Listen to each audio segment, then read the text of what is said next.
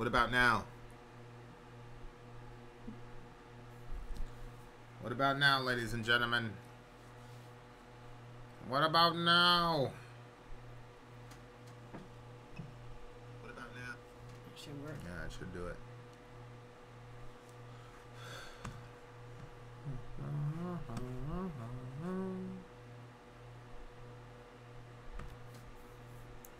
Why is this thing not updating? Should be updating.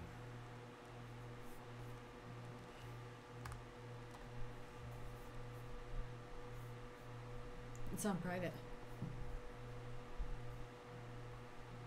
Oh, good eye. Good eye, Missy. We've been live. Let's see if this works.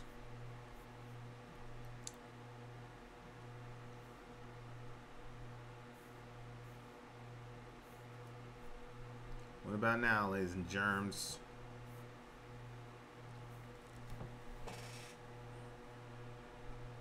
See if anybody shows up. Is it?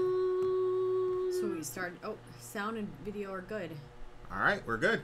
We're in it to win it. Let me I turn this down a little. let everybody know.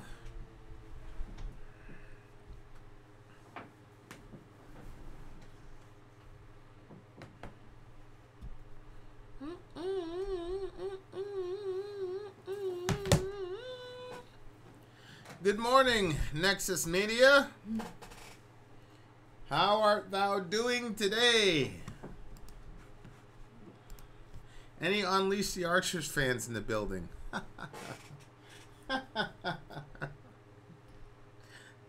Don't be mad. I'm feeling fine. Did somebody ask that? Or are you saying that? I'm asking that. Oh, I was going to say, let us direct you to some other channels that you might find more up your alley. I saw Hillary in the title. I couldn't click fast enough. Yeah, once we get enough people here, we'll initiate the discussion. But basically, Hillary said that the time for civil discourse is over in politics because the Republicans are such nasty people. I have a question. Does anybody else besides me think that it's weird that somebody will unsubscribe because they don't like the reaction that we gave to a song, and they'll go out of their way to say that they're unsubscribing for that? Weird? I think it's so weird. Like, I think it's weird. I don't think that that's weird. I think it's weird. Why? So, like, basically they're saying, you should have lied to me. That's weird to me. Well, most of the time what they'll say is, I don't have a problem with you having a different opinion, but you were, like, really disrespectful to the band. Yes, Dan, I don't feel good tonight. Maybe I'm a little edgy. Oh, Carrie King solos for sure. It's not even close. Oh, we're gonna do this. It's not weird. It's just petty. Yeah, I mean. Nexus, I think it's weird that they announced they're leaving. Yeah, I think the whole thing is weird. What's up, Ian? I mean, I don't think it's weird. I think that people go to our channel and watch our channel for different reasons.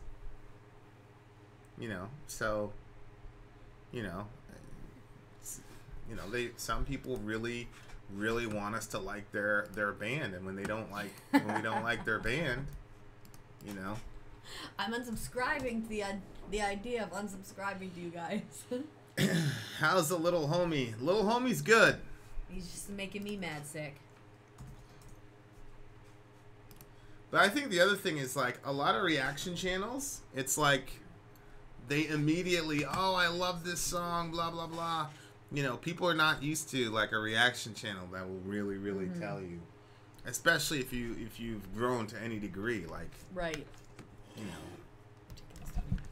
We got to see the baby today.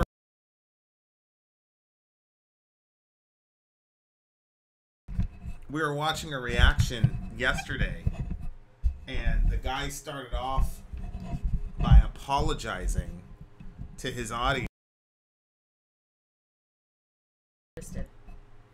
Yeah, that's fine. No, it's not. What do you want me to do? Just turn it toward this way a little bit. Turn it this way? Don't twist the thing, babe. I'll get it. I told you. We should have just left it alone. Well, no, because it's cutting me off and it's showing our... Why should anyone care about Hillary Clinton? She's a loser, and I voted for her. Oh my God. My Lord. Well, anyway, I was looking at the thing, and the guy apologized. He's like, I'm sorry. I'll do more research before I do a whatever.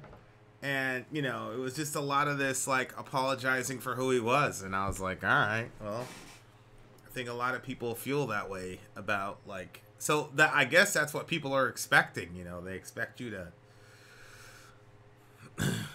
you know, apologize for your opinion. This is Bork Nagar, I think is the name of the band. That's currently the CD that's in the Sorrento right now. MAGA, by the way. Okay. Can you explain to us Aussies what's happening there? Anarchy's the only way. I think you're probably joking. You're probably joking about anarchy. But you know what's happening over here in our current climate, and you know a lot of people are going to be like, oh, you know, I don't want to talk about politics, blah blah blah. Listen, if you're in a culture where you have a 24-hour news cycle, it's impossible. I mean, it's part of your life, and a lot of this stuff is. All of us are like caught up in this stuff, so to pretend like it doesn't exist to me is crazy. But anyway, Nexus, there's just you know what the biggest thing that I see as a problem in our current cultural discussion is, like, it's either or. Either you believe Kavanaugh's a disgusting gang rapist, or you believe that he's completely innocent. And there's literally no in between. Either you believe that Donald Trump is a disgusting human being, or you believe that he's the second coming of Christ. like it's either or, and like we've lost the ability to think and reason with nuance and talk to each other. So because you have these extremes, none of which are true, we can't talk to each other, and it's getting pretty crazy. Thank you very much, Brett Hoffman. Yeah. Partisan politics and tribalism. You know, it's partisan politics and tribalism, and people are getting really hurt over it. And that's one of the things about the Village, where it's like, you know, we've got to, you know, I love airing out situations. People are like, why are you talking to that person? You're not going to get through to him. It's like, it's not my job to get through to him. That's not what I'm trying to accomplish. What I'm trying to accomplish is demonstrating ways that we can all talk to each other and disagree with each other without, you know, calling each other Satan or whatever. So, there you are. Is it true? Was Leah kidding? She said that What? the wall is being built? It's already started? Yeah, I mean, it wouldn't surprise me. I mean, look, when Trump says he's going to do something, he doesn't play. I mean, look, what's bigger, appointing two Supreme Court justices or building the wall? I mean, the Supreme Court justices are going to have the biggest impact. The wall is, I'm not saying the wall isn't important, but it's nothing compared to having two Supreme Court justices appointed. Good Lord. It's pretty crazy.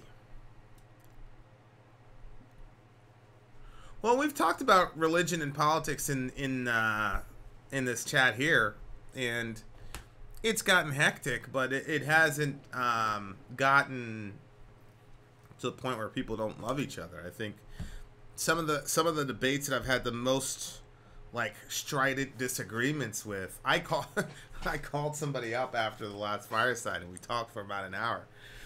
Some of the debates we've had, maybe a third justice, yeah. We've had the most disagreements with are my very, very good friends. So I don't believe that it's impossible for us to be friends when we disagree. We just have to learn to listen to each other.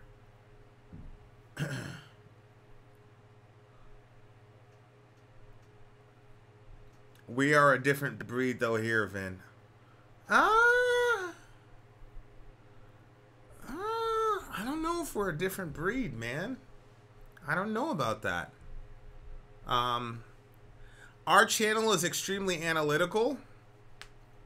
I'm thinking out loud now. Our channel is extremely analytical. So if you subscribe to this channel, you have an analytical mind, right? Which means you're probably going to be more apt to be more analytical about things, even if you disagree with them. So possibly. Do you believe there is a mob mentality? What does that mean, mob mentality? Well, that's one of the buzz phrases that Trump is currently using to describe some of the protesters after the last couple of weeks. I saw a clip of a couple dudes cornering Susan Collins in an elevator and yelling at her. I don't think that's a good look. No. Like, I feel like the way that folks on the left are handling certain situations is not. I feel like there's a lack of self-awareness. I think that Trump understands his base a lot better than leftists understand Trump's base, and that's, to me, if I was like a complete anti-Trump, I keep saying like leftists are gonna scoot Trump in for 2020 in some of the ways they act. Now, I don't, Trump wants to just broad stroke all these people and say they're all a mob. Well, I don't think so. I think that there are people that have legitimate gripes and legitimate beefs that they want to voice, and it's always been part of our history. I mean, one criticism I have of Trump and people that follow him, and maybe you guys can call me, is that Trump and his crew, there isn't any form of protest that they feel is acceptable. So, these women take to Washington and they're yelling and screaming or whatever because they're angry and they're impassioned. They're a mob. Colin Kaepernick and his group I see what you're saying. kneels quietly. He's a son of a bitch. Like there doesn't seem to be any way that you can protest in the mind of Trump and his followers that is acceptable. And but so he protests things in a way, like fake news and like he doesn't really protest because generally it's the people that feel that they're out of power that go to protests to speak truth to power. That's the whole point of protest. Oh, I see what you're saying. So he's occupied a position of authority and power all of his life, so he's not protesting anything. I see. But there doesn't seem to be any form of protest that Trump and his crew are okay with. That's not good. So I agree. RJ Phoenix. BK says attacking people in the halls is a mob. No, like I said, the women going after Flake and the women going after Orrin Hatch, I don't have a problem with. I just think it's bad optics when a woman is cornered by a bunch of screaming men. Oh, yeah. And the irony of the whole thing of we're doing this for women, but then here's Susan Collins and a bunch of dudes are cornering her. I just thought that was a bad look. That is a very bad look. I just think it's a bad look, man. You can't say that you're pro-woman and you're a feminist and then you're okay with a bunch of dudes cornering. When is that ever okay? Right. And that's the thing to me. I just criticized right-wingers and their lack of protest. Left-wingers to me are very strange when it comes to toxic masculinity. So a week or two ago, this dude roundhouse kicks this girl out in the street. Yep. Nobody says anything about toxic masculinity. They're okay with that. I didn't see a giant outcry from the left about all these terrible men because it just so happened that this woman was protesting abortion. Well, this dude, I don't think that's the reason. This dude roundhoused her. What do you mean you don't think it's a reason? Because the guy wasn't coming across masculine. It doesn't matter how he was coming across. Let me tell you something. If this was a Kavanaugh protester, a female Kavanaugh protester, and the dude was a gay a log cabin Republican is what they call him, and he roundhoused a girl, that would be all over the place. Yeah. that would be all over the place as like this terrible example of toxic masculinity and the evil of the right wing. So you leftists to me are kind of inconsistent when it seems to me that when a woman steps out of the regular role of how feminists are supposed to act. Feminists are supposed to be pro-abortion. I'm still confused. What? Because looking at what that young person looked like that did the roundhouse kick, he may not even identify as male. Oh, what I'm saying is it doesn't matter.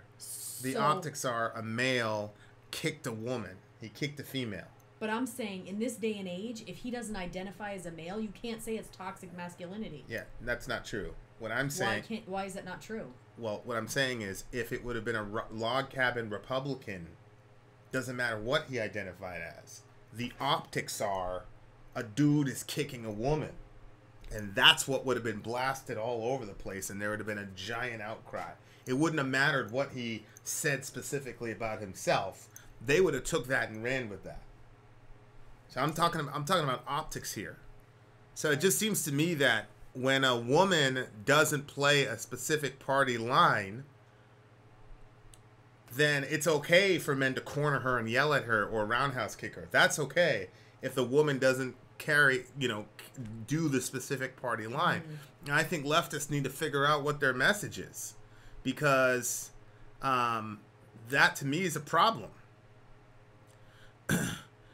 I heard the term toxic masculinity more from Vin than anybody else. Yeah, so I think it's I think that's an issue. I think the leftists need to figure out what their message is. It's either they're not cool with dudes assaulting women and cornering them and yelling at them ever, or yeah, Leah, I saw it, but the thing that was more concerning to me was the dudes cornering Susan Collins. Mm-hmm. And I just thought to myself, in what world is it ever okay for a bunch of guys to corner an old lady right in an elevator and yell and scream at her? And it didn't seem to me that leftists have a problem with that. And now, if you're a leftist who has a problem with that, call me. It just doesn't seem to me that they have a real issue with that in the Maine. So I don't know. I think that's a real serious issue. And then when you have Hillary in the current climate that we're in, where people are being physically assaulted. Yes, I did. Did you see the violent Antifa protesters in Portland? Yes. John just said bad apples on both sides. I feel like whenever people say that, they're like avoiding saying that a particular action is wrong. Yeah. Well, that's like Trump saying there are decent people on both sides. But I do. Lives matter. But I did say that though. I initially criticized Trump because there doesn't seem to be any protests that Trump is okay with. Mm-hmm. Ever. Which protesting is part of our American heritage. It's one of the things that it means to be an American. Irony. But it also seems to me that leftists seem to have a very inconsistent way of what their message is. Mm-hmm. Yeah, we need more Democrats to restore civility. Hillary basically said, well, we'll be civil if we get the House or the Congress. I think that that's a problem. Leah, can you let me know if you got a notification now that you're a friend? You friend requested us? Vin, you're speaking nonsense. Well, King, do me a favor and call me. Vin and Sori. And on Skype. And then explain to me how I'm speaking nonsense. Then we can show the good people of the village how to disagree agreeably, or, how to get your mind changed if somebody calls you on speaking nonsense. Suppression of protest is more American than protest. Hi, Turtle. I don't know if suppression of protest is... You didn't post in I didn't Facebook? I didn't accept her friend request yet. No. Do you want me to do that? No, I'll take care of it in a second. Okay, Pony. I will. For fuck's sake, I missed the first 11 minutes again. I can do it, honey. I'm just sitting here. If you pass me. That's all right. Yeah, I don't know if suppression of protest is completely American. Well, call me up, King. We'll have a nice discussion. YouTube doesn't give notifications anymore. It's a conspiracy.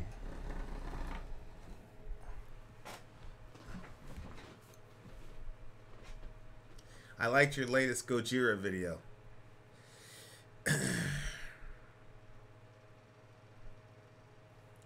Okay, well, call me up, Dan. People seem to be really interested about feminism the last couple times, so we are talking about Antifa soon. Thank you, Kenneth. Well, the take a knee stuff was a lot more serious than being silly. So, your YouTube notifications are a CIA psyop. No comment.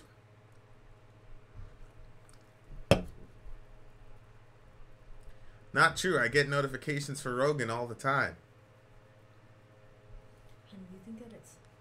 Thank you, Mr. Munoz. What's up? Do you think it's not good for the look that I'm all laced up and shit like this? What if I end up falling asleep? And you fall asleep. It is what it is. Okay.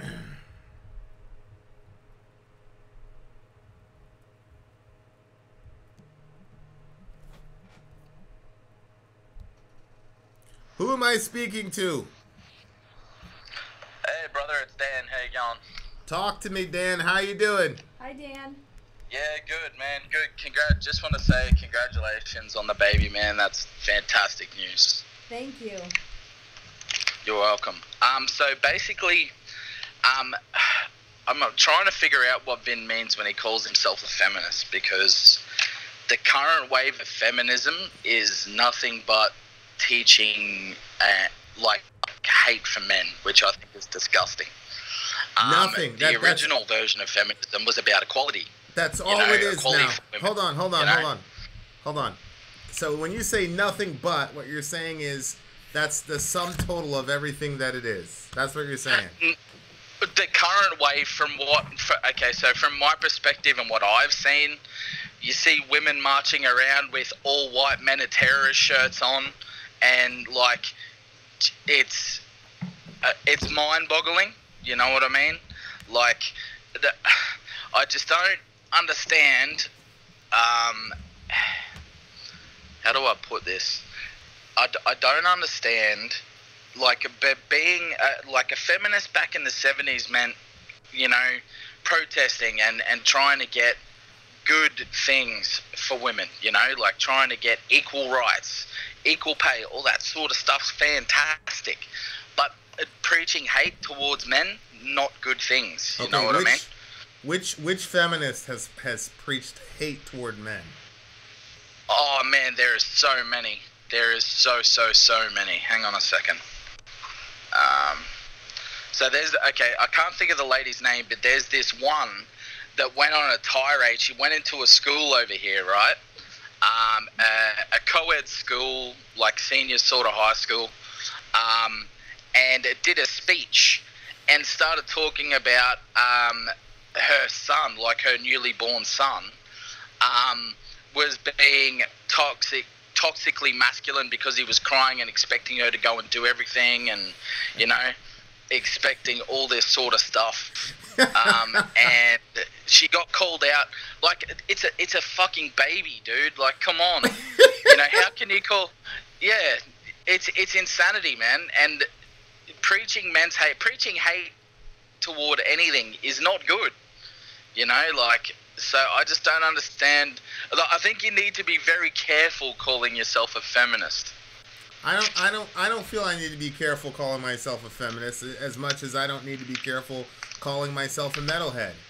We just did a review last week with Alec of Goat Moon, and those guys are Nazis. So I'm not. Yeah, that's true. I don't need to look. The majority of feminists are heterosexual. Okay, let me be very specific. Okay, well, hold on. are bad. Hold on. the majority of feminists are heterosexual women, which means that they don't hate men. But they have the perception, and I think in many cases that they're right, that we have a long way to go in our society when it comes to equality and justice for women.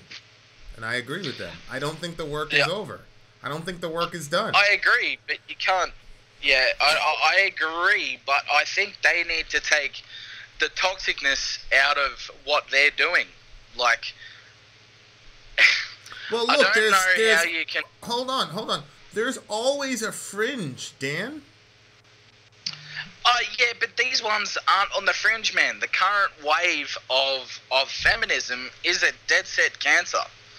It is so bad, dude. Like, I don't think you've seen all the things that I've seen when it comes to this stuff. Like, I don't think you've seen the things I've seen. Who are the overwhelming victims of human sex trafficking in the world? What gender? Oh, women do.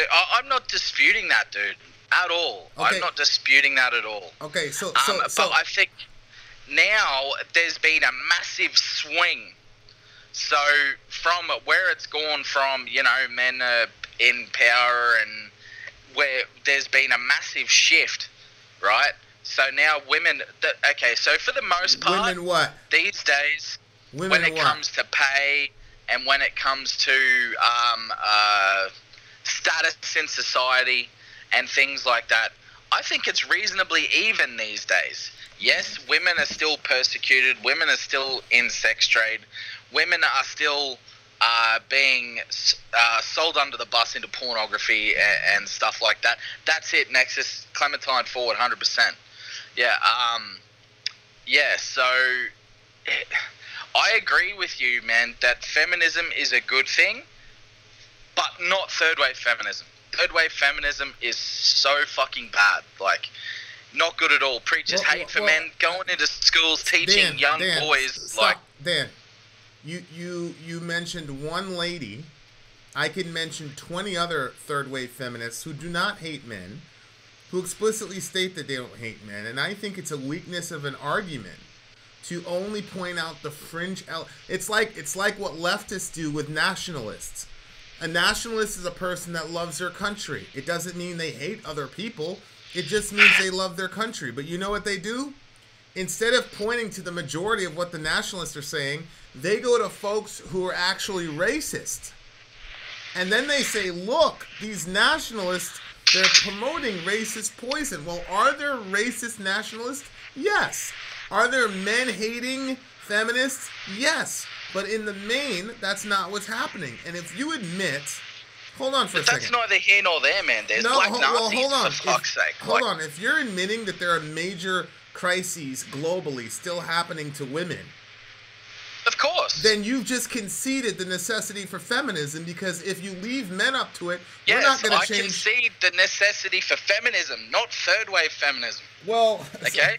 The current wave of feminism, man, is nothing but teaching men's hate. Okay, all right. Well, again, it is not the official position of third-wave feminists that they hate men.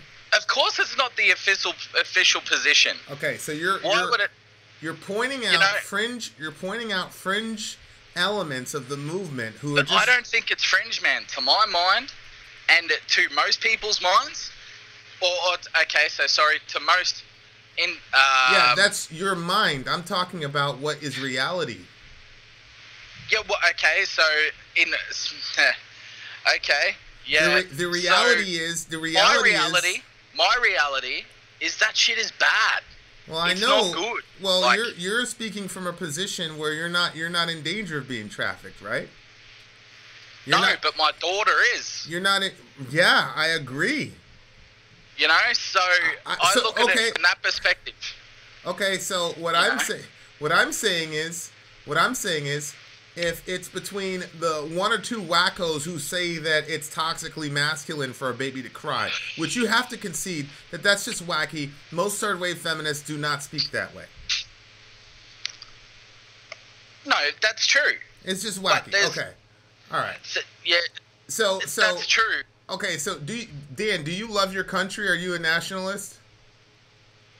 Of course I love my country, man. Are there racist nationalists?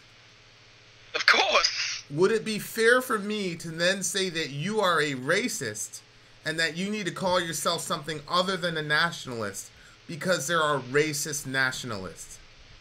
Okay, well, I don't know if I'd identify as a nationalist, but I definitely identify as a patriot. Okay. So, Are there racist patriots? Yes or no?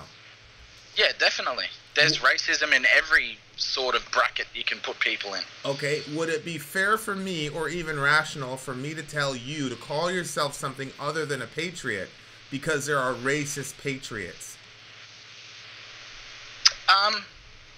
No, I don't think it's fair to tell anyone to do anything what they decide to do. Okay, would it be fair for me to say that all patriots are wacko and racist because there is a fringe element of wacko and racist patriots? No, it wouldn't be fair. Okay, so then, don't you just realize that's literally what you have just done with feminism? No, because I specifically said third wave feminism, not all feminism. I'm challenging you. Third wave feminists do not say they hate men. You can't provide me I disagree. Okay, provide me a prominent third wave feminist that has written literature that says they hate men. Okay, I will do. I will send you an email. Okay, so you're saying you don't have any names? I don't have any names off the top of my head, no, because I dismissed the shit in my brain. I see. So you just dismissed them offhand. You don't know any prominent third wave feminists, but you know that they all hate men. No, well, the things that I've seen, prominent, okay, you say prominent third wave feminists, right?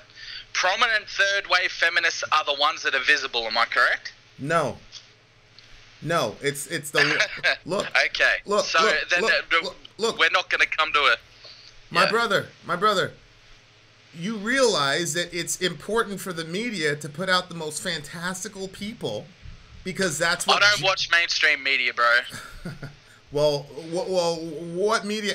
Well, then it's even worse because I'm assuming you're watching underground right-wing patriot media, right? No, look, I'm with you. I'm to the right of center. Right. So I'm not far to the right. I'm not far to the left. I'm to the right of center. Like, okay, I would say I'm center and right-leaning. Okay, but. My thing is, when you preach hate for anything, okay, so say if this was an Islamist, okay, that decided that, yep, we hate Christians, all Christians need to die, just, all that sort of shit, like Al-Qaeda and all those guys, the extremists, right? If I was to say that...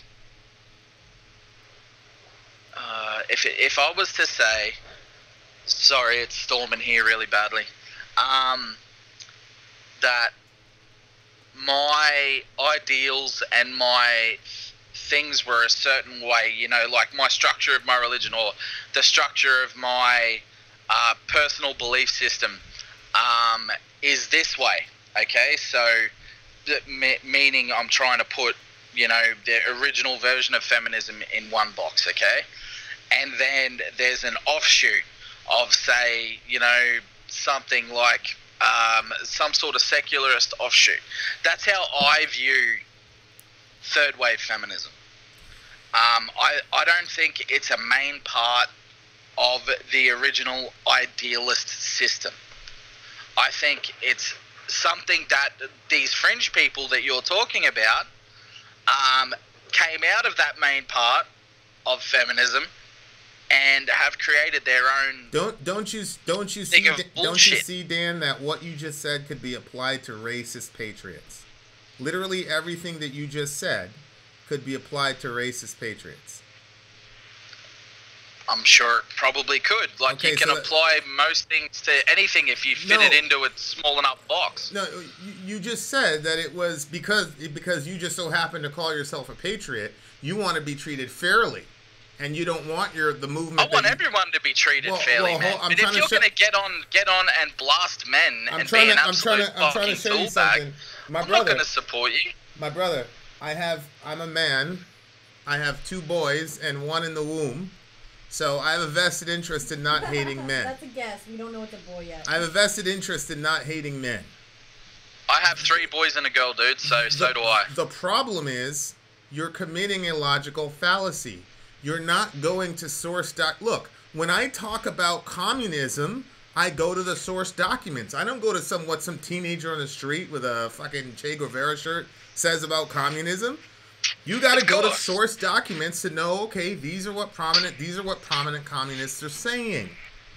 What you see in the media with a circus show with some lady at a school who's talking about a crying baby does not represent the scintilla of third-wave feminist thought. You just admitted that you just completely rejected them and haven't even read any of their literature.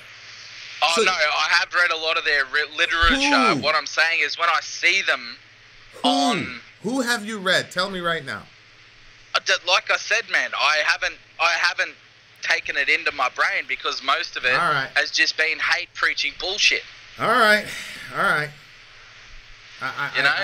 just think, look, if somebody were to come to me and say the Christianity is full of racists, and then I say, okay, who are these racists that you're talking about? And they go, I don't know, just take my word for it. I wouldn't accept it, right? Well, and I'm not asking you to accept it. As I said, I'm going to send you an email with documents listed, but I don't know it off the top of my head. All right. Okay. And I would agree. There is bad elements of every ideological and political area, and also every religious area. There's bad sex in Christianity. There's bad sex in Islam. There's bad sex in Judaism. To me, man, I just can't stand like preaching hate against an entire, 4 billion, my brother, 4 billion people. Dan, nobody is saying that that's okay. I am disputing the idea that third-wave feminists are doing that. You have not demonstrated that you're familiar or conversant with any of the thoughtful literature that these women have put out. So the fact that the thoughtful literature that I'm familiar with is from real feminists, man. My brother, ones that are after equality. My brother, ones that are after the things that the whole thing was created for. Okay, I'm gonna send you. You know what I mean? I'm gonna send you some literature from actual third-wave feminists who publish actual peer-reviewed literature and let you read them. First of all, I don't agree with everything that they say, but I can tell you this caricature that they all hate men and it's all bullshit. That's not true. I didn't say they all hate men. I say they are preaching men's hate. They are not. They are not. Yeah, I disagree, dude. I'm disputing that, and you haven't sourced any serious literature that supports your claim. I will, though. Dan, you've watched the show long enough, right? Dude, I have been watching this show. I have been a villager since, I think it was your 4th video, the first Lamb of God video you did. Whoa. Right. So you knew this was coming. If you've got the literature and you can source it, then great. But if not, then you're just telling us to take your word for it. But No, I definitely... Look, I will send you an email with some links of what I'm talking about. Well, Roger, I'm not the one making the accusation. Roger's like, you haven't proven it. I'm not making the accusation. You know, this is interesting. Yeah. Right-wing people are like, well, Ford is the one making the accusation, so she needs to provide evidence. Now my brother's making an accusation. I'm saying provide evidence, and now they're mad at me. Yeah, look, no, Dan, look, take it easy on you. Vin, guys. I know I'm a likable guy. Take it easy on Vin, okay? Yeah. Please. I think that. Look, let me just throw something out to you. Is it possible that men are because we occupy a position of power in a given society in the Western world, anytime, because if you look at the feminist movement, there was never a time when the feminist movement, first, second, or third, was ever accepted. It was always spoken against by the men in the culture. And I think that should give us pause. I would agree. I think when we've got this instinct to completely disavow and trivialize this movement as a bunch of psychopaths, maybe Nazgoroth can call in and source me some of the documents because he's saying I'm willingly ignorant. My brother, if I was willingly ignorant, I wouldn't be asking you for source documentation. Yeah, look, Nazgoroth, man, if Vin was ignorant, I wouldn't have bothered calling in. He's one of the smartest dudes I've ever met, and that's no bullshit. But anyway. Well, look, ignorant simply means that you lack knowledge, right? Yeah. And as a Christian, I concede that only God has full knowledge, so I'm going to be ignorant about something, right? Of course. So I don't have a problem with people saying that I'm ignorant. The problem is that if I'm asking for information, that doesn't mean I'm willingly ignorant. If I'm asking for information, you're trying to see where my point of view is coming from. Right. That's what I'm trying to accomplish. So, I don't have a problem with saying that I'm ignorant. I will happily concede that because it just means that I'm not God. Right? But when I hear people say, "Oh, the first and the second wave was okay, but the third wave is bad," and I go, "Okay, if we all jumped in a time machine, what would the men of the first wave of feminism say about feminism?"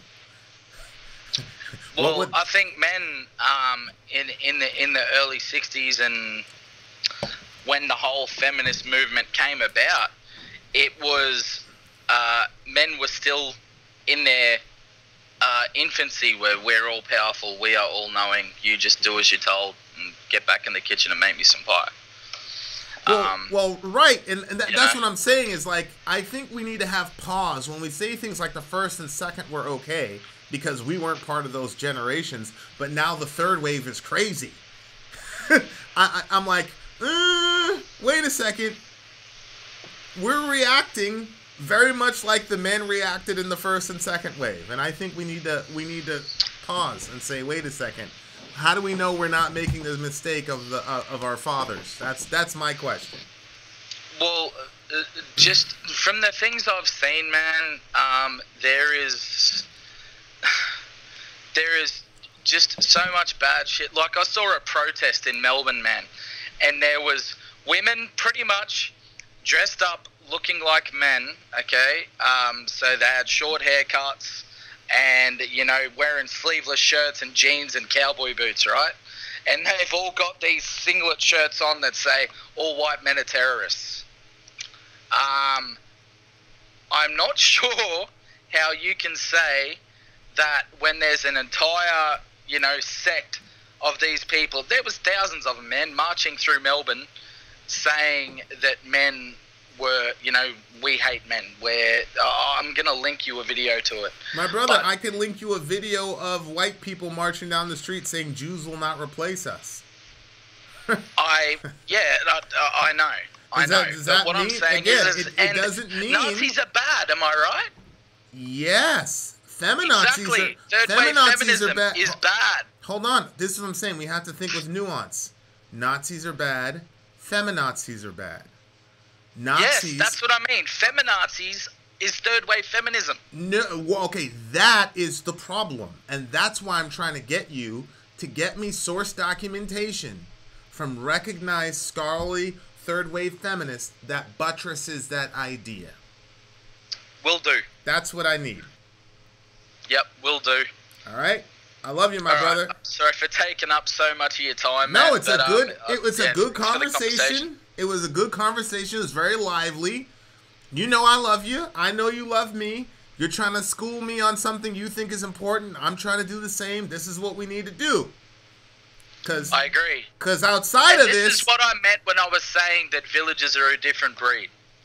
Yeah, we can have civil discourse, and we can have these conversations that people aren't, most people have a very hardened view of things and can't accept people are going to disagree.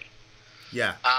And I think most of the people here, aside from Ben and Lilo and the other wankers that are in here, do you know what a wanker is? I think it...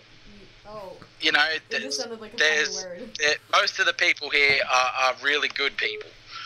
And yes, we have different views and separate opinions and all that sort of stuff. But it 9 times out of 10, you can have these conversations, like even with the guy you had fireside that was screaming at you and was 21 and has no life experience and was trying to school you on, I forget what it was about, but it was making me laugh, man. He got so angry. But Well, yeah, you calm down. You calm down as you get older. You do, definitely, man. Like, I'm 32. I'd like to think I'm a relatively calm person. Until you piss me off, but you know, that's just until you walked out in the street with a white men are terrorist shirt. Yeah. Y'all have fucked up the world, though, Dan. I'm not gonna lie. Sorry, what was that? Y'all have fucked up the world for the last 100 years. I'm not gonna lie. Who has? Who's fucked up the world? White men. Yeah, very true, dude. Man, the whole Nazi thing, I don't understand racism. Well, I do understand racism. Like, there's a need for, I'm proud of who I am and where I come from. But it seems this day and age, it's not okay to be proud to be white. You're labeled as a Nazi. You know? That's my point. That's my point. If you said white pride, I would say, well, what does he mean by white pride? I wouldn't say you're automatically a Nazi. Thank you very much. You just made my point. Yeah. Look, Ben, you're a fuckwit. Darkies, dude, you need to be banned. That's what a fuck thing to say.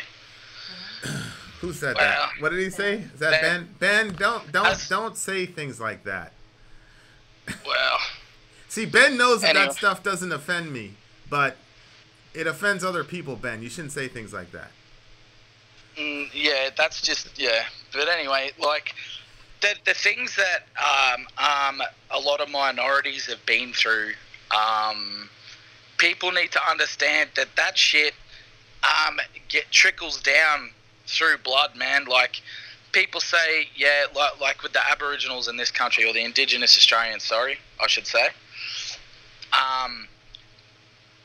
We have this thing called Sorry Day, right? Where it's basically us apologizing for the stolen generation, which was... Wow. Yeah. So the stolen generation was basically when the whites came over and took over here, we basically tried to breed the black out of the Aboriginal culture. Okay? So all the half-caste kids were taken to like orphanages and taken away from their parents and all that sort of shit. And man, it is so bad. Australians are probably the most racist culture on the planet. I will be honest. It is really, really bad here. People see... Look, I guess it's very similar to the Native Americans, right? When people say, you know, Native Americans, they think of a drunk on the side of the highway. And that's very similar to the way Australians think when you mention an Indigenous Australian. Wow. And it's horrible, man. It really is. It's really, really, really bad.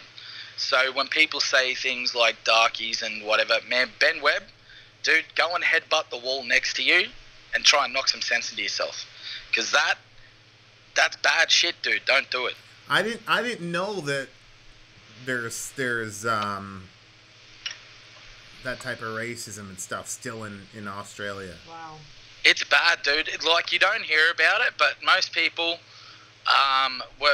when you have a conversation about Aboriginal, there's, you know, all the bad jokes come into it, and it's really bad, dude. It's really, really bad. Wow. It's rampant, and it's alive and well. Well, you're a force for good, my brother, and I love you for it. Keep it up. I try to be, man. I try and teach my kids that that shit's not okay, and you need to stand up for people that are dealing with that sort of stuff.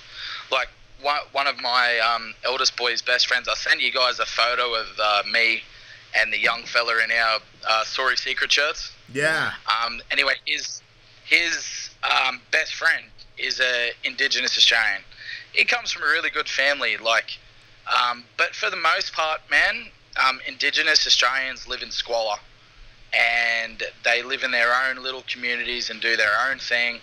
And if when they're in our culture, man, they're drunks and they're homeless. They're sitting on the side of the street begging for money and all that sort of shit. And Igor, man, I don't know where you've been for the past 40 years, bro, but I don't know where you're seeing the shit that I haven't seen. And you're older than me if you were born in 1978. So, but it's not a good thing. Like I was saying, his best friend, he comes from a prominent family. But the shit that he cops, man, I've seen it. Like the looks that he gets, and it's a really bad thing. Yeah. All right, my brother. I appreciate you. Yeah, appreciate you. Love you guys. Take it easy. Good luck. Hope you feel better. Sorry. Yeah. Love you too. Have a good one. See you guys. Bye. It's interesting to me, this concept of white guilt and the aversion that people have to even apologizing. If your fathers stole land and then you, 2 or 3 generations removed, are the beneficiary of that crime, you want the benefits of that crime, but you don't want any of the culpability. And that to me is a very strange phenomenon. Strange to me.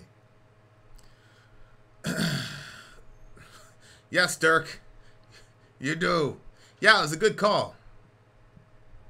Very, very good call. But again, I'm a collectivist. I'm not an individualist. So.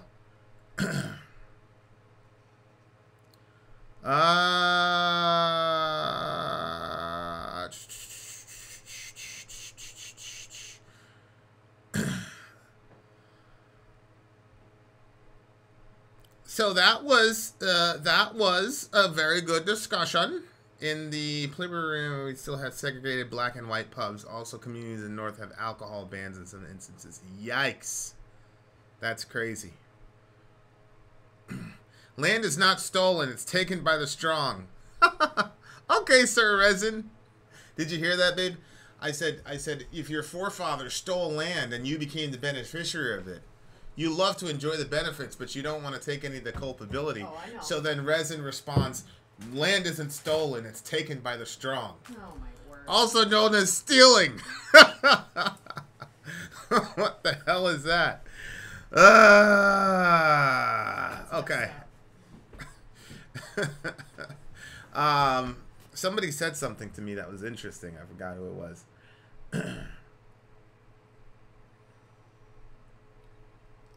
Yeah, I think, guys, it's just, you know, as far as apologizing for things that you haven't done. Again, I'm a collectivist. I'm not an individualist. We didn't phase out of here. We didn't phase down here from the ether. I used most to of feel us, like that. Most of us came here in a lineage. Yeah. And so if you ended up in a mansion because your father murdered everybody in the house, and then you live next door to the extended family of the people that were murdered, but you're chilling in that mansion, I think I think all of us would probably find it strange to say, hey, I had nothing to do with that, while you're living in the mansion. Right. I think that's strange. Right. I think that's weird.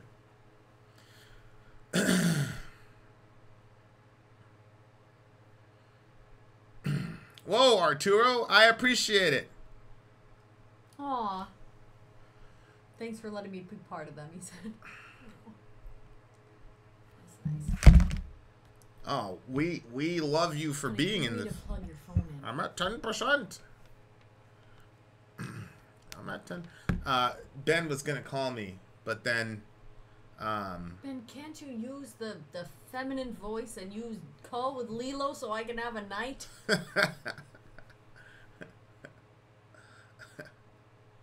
Why is everyone looking at the past when we should be looking at the future? Because, as I said, we didn't phase out of here from the ether. We came from someplace. We have to know who we are to know where we're going. But I'm about to eat Oh, gosh. He hates the smell of pickles. Lay off the MSM, bro. Turn it off. What's that? I think MSM is mainstream media. Oh. No. I'm not going to lay off the mainstream media. You listen to all kinds of media. I listen to everything. I even listen to the Alex Jones stuff. The guy was calling the dude a Even reads goblin. your messages. I even read your messages. What'd you say? You were saying something. Because the past made sure the future is bleak. The future is not bleak, Lilo. Douglas, just send us an email and I'll try to help you with that. Vin, this may offend, but the Vin and Catholics... Sori at gmail.com. The Catholics slaughtered and violated my earliest forefathers and mothers in Norway. Does this mean I can claim reparations from the church now? Well, Nosgaroth, if the church is benefiting financially from the slaughter of what happened in Norway, then absolutely. You know, John Paul II went to the Wailing Wall in Israel and apologized on behalf of the Catholic Church. And I think he was right to do that. Now, he didn't do that. He didn't do that shit in World War II. He was a child at the time, but he apologized, and I think that that's important. I think we need to know our history so that we don't commit it again. I have no problem doing that. That's why I have no problem. That's why I have no problem saying things like us when I talk about Christian atrocities in the world.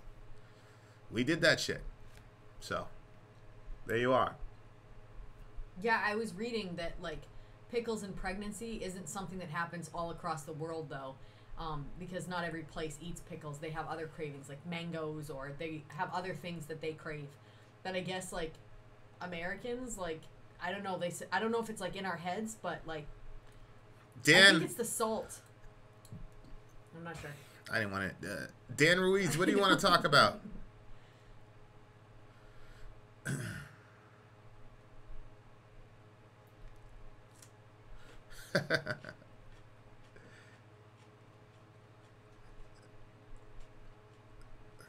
Pickles are disgusting.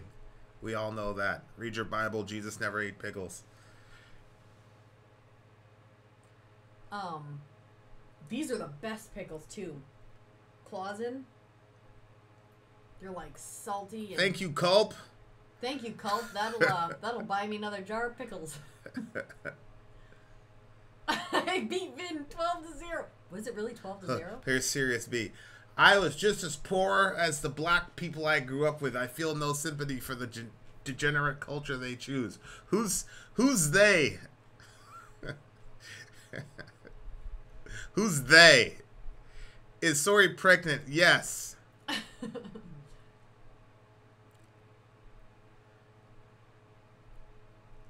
Oh yeah, Mark. Nexus, this is mine. This is my jar.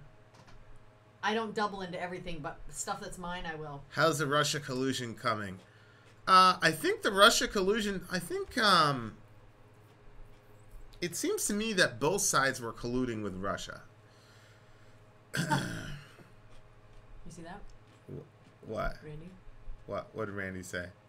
Bathory. Ah, Bathory, you say. Main Street, it's good to know what the people who are wrong have to say. I've heard of pickles and ice cream, not pickles and peanut butter. And Ben, that's disgusting. I would never have a peanut butter and pickle sandwich. That's pretty nasty. I can't even bear the thought of it. Ideas on possibly utilizing a nuclear first strike in the future. No. I'm not a fan of nuclear first strikes.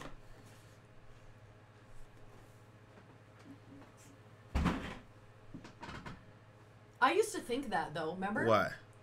I'm like, you weren't a slave? I wasn't a slave owner? What is the problem? Yeah. Yeah, I think that, you know, especially with America, especially right-wing Americans, when the 4th of July comes around, they want to talk about their founding fathers. Yeah. Because they realize that the freedom that they've entailed, that they have now, was built on the actions that the founding fathers took. Yeah. They don't say, hey, we're all individuals. Yeah. This has nothing to do with that. They understand that the reason the country's in the situation there is because of the actions of their fathers. Right. So they love the benefits of what their fathers did, but they don't want to take any culpability.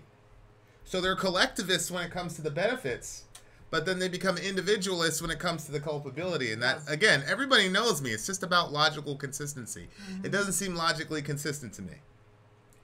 If your forefathers were people who rebelled against an oppressive government and because of that they won freedom for you, it makes logical sense to be proud of them and to know that you inherited that from them. The convert upset about the statues coming down. Right, right. These are the same people that are very upset about the statues coming down. Conversely, your forefathers also built their economy on the backs of free labor and tyranny. And so if you're gonna take the benefits of it, but not take the culpability, if you really think that that's logical, okay. I just don't think it's consistent. Hey, I'm not gonna announce your name out there. You know who you are. You've been in the chat here, but you told me that you're trying to quit smoking and stuff, and I was praying for you today, so I just wanted you to know that.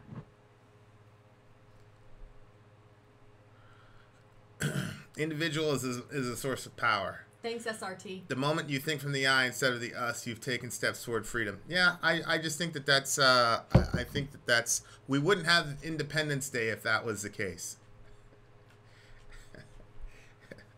Right. We wouldn't have last names. Your first name is you as an individual. Your last name is you as your family unit. And in many contexts, you're known more by your last name than your first name. So, this concept of radical individualism is very strange to me because it doesn't work in the real world. In the real world, we understand that there has to be a marriage of both, and we're probably heavier on one than the other. LOL, Safer. He posted in the chat, so I guess it's fine. I said you were trying to quit. He's like, I didn't try to quit. I did quit, and it's been 2 weeks for me. Smoking. Oh, is that LOL, Safer? Yeah, but I didn't want to announce him out if he didn't want to be announced out. But then he. Oh, hey, congrats, my man. We're still praying for you, my guy. It's weird because a lot of times when I pray for you is when I'm kind of falling asleep or kind of waking up. So, I don't know. And I actually do a lot of sleeping now that I'm pregnant, so you're getting a lot of prayers.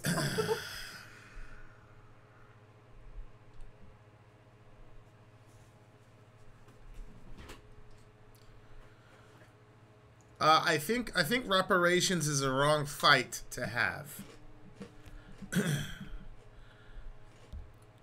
Hello, who's this? You know who this is. Who is this? This is the party to whom I am speaking. This is Leah of the Village. What's good, Leah of the Village? Leah, why didn't you call in and fake your name was Lilu? Oh, yeah, that's right. Shit, sorry. This is Lilu. Sorry. Just got back from protesting Kavanaugh, and boy, are my arms tired. Oh, you are fucked up, Leah. That's terrible. I'm so sorry. I know. I just wanted to call. I have to go to bed soon, so I wanted to get in and call real quick and talk about this whole civility crap. Yeah, man. So Hillary Clinton said that the time for civility in politics is over. Now, keep in mind the context, Leah. Okay, we right. had here's our context for the last 3 years. We've had the tiki torches. We've had what's that guy? Rand Paul got stabbed in his own house. We've had he got attacked by his neighbor. Yeah. Yeah, we've had people get shot. And it's in this milieu that our former Secretary of State and leading candidate for president said we should not have civil discourse. I mean, what do you think about that? Who said we should not have civil discourse? Hillary. She said the time for civil discourse is over.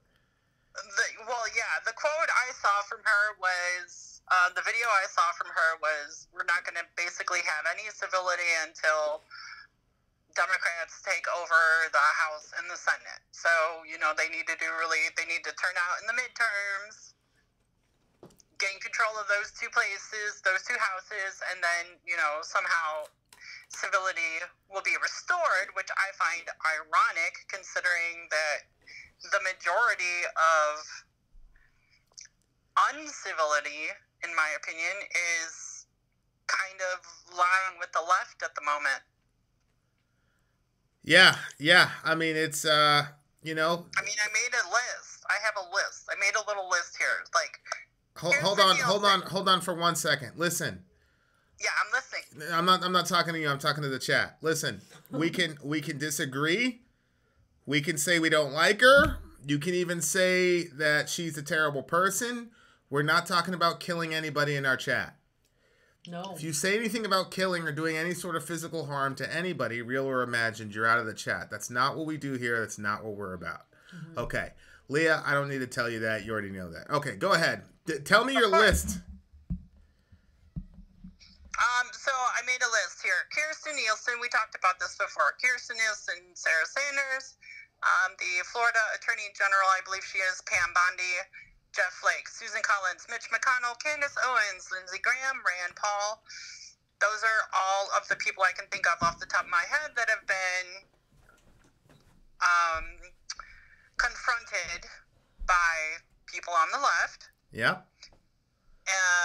We have Kanye West, who just performed on SNL a couple of weeks ago, who was told or asked if he would remove his Make America Great Again hat. Right. Take that off before he would perform. He was a good boy and refused. And then actually the newest one I heard was Eric Holder. I don't know if you heard this one yet. Eric Holder was Obama's Attorney General. You know, I'm sure you're familiar with Michelle Obama's famous quote, "When they go low, you go high." Oh, yeah. Yeah. Right. So Eric Holder, I don't know where exactly he was speaking, but he changed it, or he tweaked it a bit to, "When they go low, kick them." Wow. Yeah. I mean, M. Death Fan heard the same thing. He quoted in the chat. Yep. I mean, think about this, Leah. I'm some kid with a YouTube channel. Somebody said something physical. I immediately stopped it, right? I said, you cannot do that. Right. Here's this elected official. And he's instructing people. Now, again, it's all rhetoric, I'm sure. But there's some crazy leftists out there who are okay with physically assaulting people. Right, and then you even had, what's-his-face, Biden, who he was like, you know, I would love to take Trump out behind a barn or whatever it was and, yeah, you know, show him a lesson, like... Well, I don't know if you saw the new ad in Texas against Ted Cruz. Oh, God, no, I haven't. Oh, that was, Ted Cruz, that was, I forgot about So him. there's this guy, Beto something or another, and... Okay, yeah. And they're like, they shot this ad, and it's like, Ted Cruz is Texas tough? You can't be Texas tough if you let somebody talk shit about your wife and your dad. Obviously, he's talking about Trump. You're supposed to take them back there and kick their ass. It's like all this violent rhetoric that's coming out of, like, the left up until, at least to me, recently. Good night, Ian. The left used to be... Good night, Ian. The left used to be the... Trump said punch him in the face. Well, remember, the whole... During his rally. Mm-hmm. The left used to be the nice side, the non-violent side, the we're going to go and get dragged off by police dogs side, the turn the other cheek side, the Gandhi... You know, Gandhi is a hero for most... Like, what happened with the left to where they started taking this violent alternative? Because I've been shocked by it. Well, I mean, yeah, it's very shocking, but I think to me, it kind of goes to show that they don't really have anything else to run on, so they're kind of resorting to these, you know, almost fight the power kind of tactics. Well, wait a second, BM fan. Martin Luther King took a non-violent stance. Yes, he got killed for it, but we got someplace. So I don't think that it's true that leftists are now reacting in this violent way because they never got anywhere. I don't agree with that. Secondly, leftists just had Barack Obama in office for 8 years. How can you say they didn't get anywhere? I don't understand that. BM fan, I need you to call me. 8 years to make everything perfect, you know. Yeah, But what do you think about the criticism I made of Trump, though? Do you think it's responsible for Trump to broad brush all these protesters as just a mob? I don't think he's broad brushing protesters. I think he's saying that the left is using mob tactics, mob mentality, and I don't think that's a far stretch based upon everything I've just talked about. When you're, when like I said earlier, when a lot of your most vocal representatives are telling people to confront people, get in their face, tell them they're not wanted, and you have Eric Holder saying when they go low, kick them. Like, that was Corey. Stretch to say they have a mob mentality. That was Cory Spartacus Booker, right? Cory Booker saying to get in people's faces. No, that was Maxine Waters. Maxine Waters, okay. Jeez. All right. You had Ted Cruz, you had, what's his face, the Attorney General Jeff Sessions. All of them have been confronted by people just, it's like they can't even go out in public and enjoy, time with their family or whatever they're doing without somebody getting in their face. I think it's ridiculous. I think it's terrible strategy on the side of the left to pull this stuff. I think it's terrible. The optics are so bad. Susan Collins cornered by a bunch of dudes yelling and screaming at her in an elevator. Yeah, I mean, that's terrible. That's crazy. It's just bad. But see, that's what I'm saying. You don't see that on the right, as far as I know. I don't see that kind of mentality coming from the people on the right. Yeah, it's I just don't understand why people on the left don't understand how that's going to come off to voters. It's just weird to me. Like, do you honestly think that people are going to go, yep, that's the party I need to align myself with? Like, I don't know. It's weird to me. I don't know. And you guys, Trump does the same thing with him if he wants to. Trump does the same thing. What? To call in and talk with me, but he said he's too tired to. Trump? What do you mean? Does the same?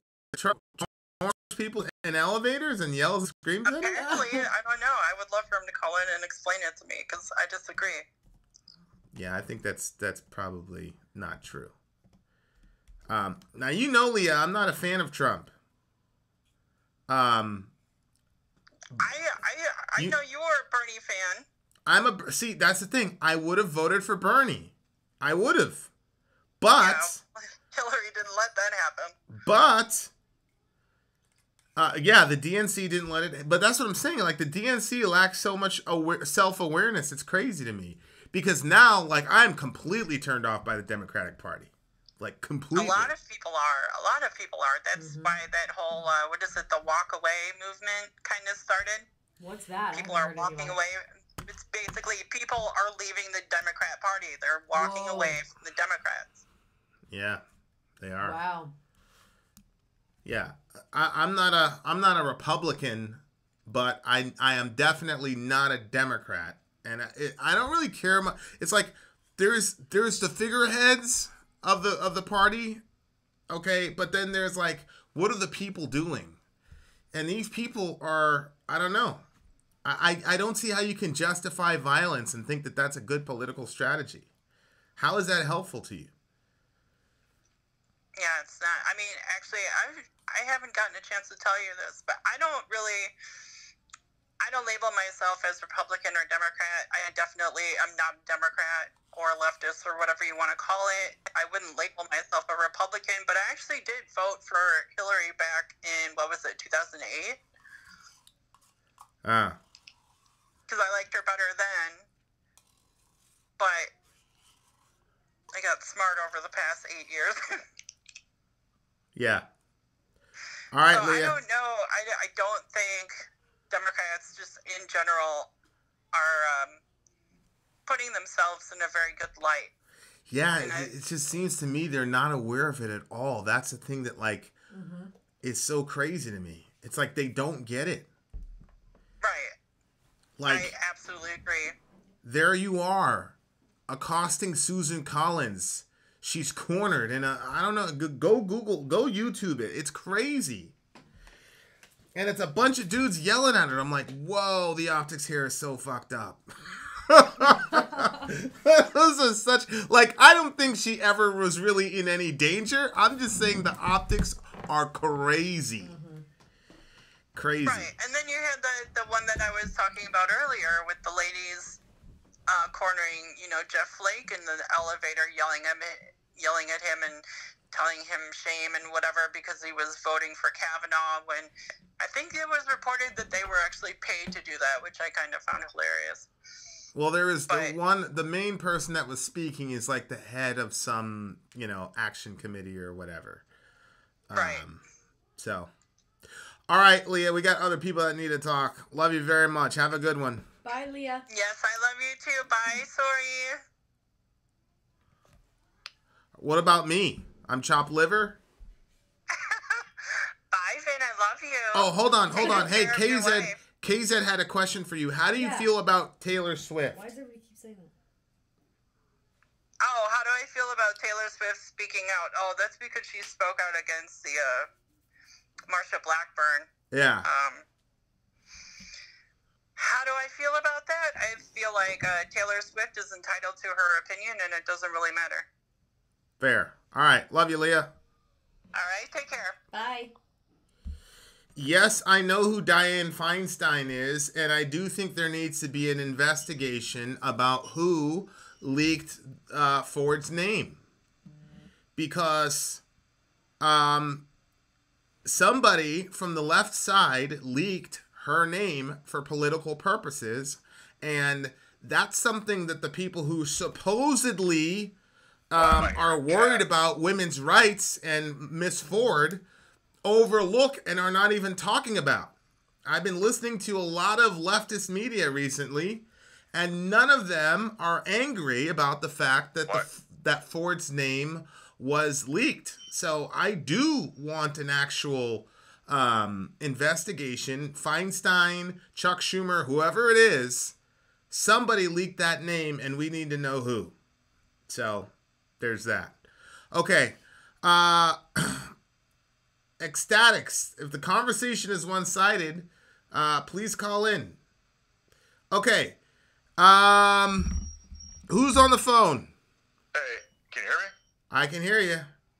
Oh, hey, man, this is Ranger.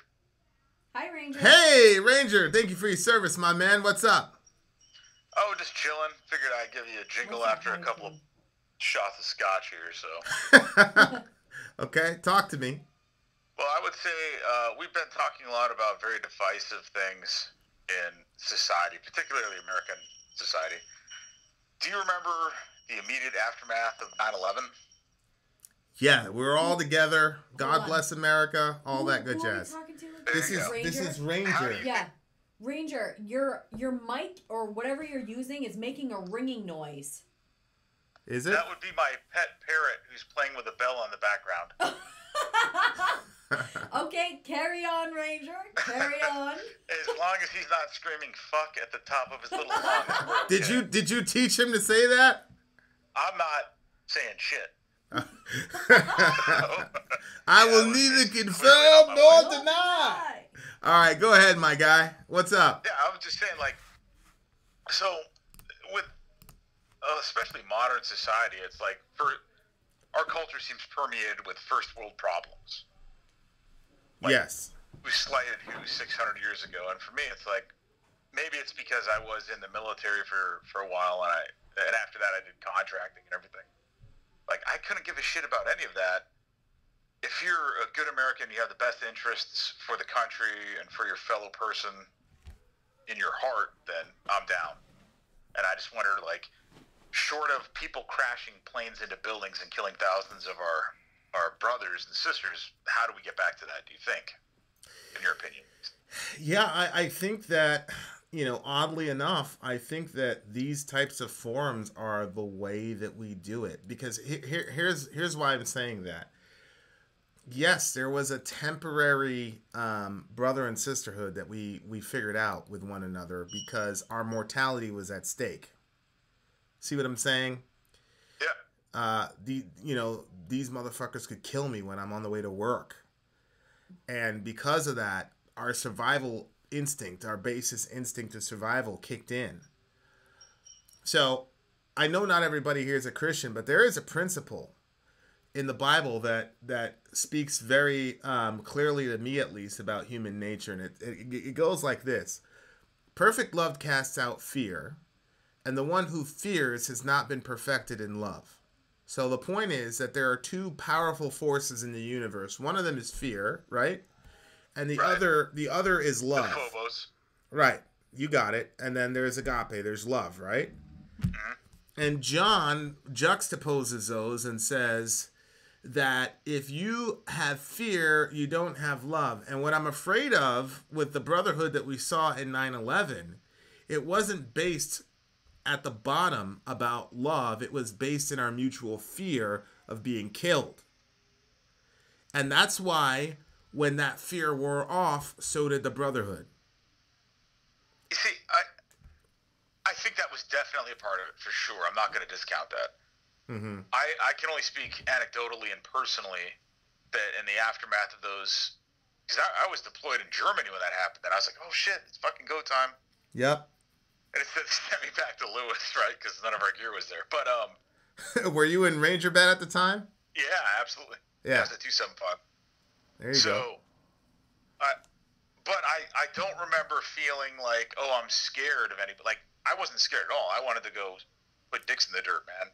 Well, yeah, I mean, souls. But what I felt was this overwhelming actual love for, like, anybody I saw. Yeah, but... like on the streets, I was like, this person could have been taken away. My job was to not let that happen.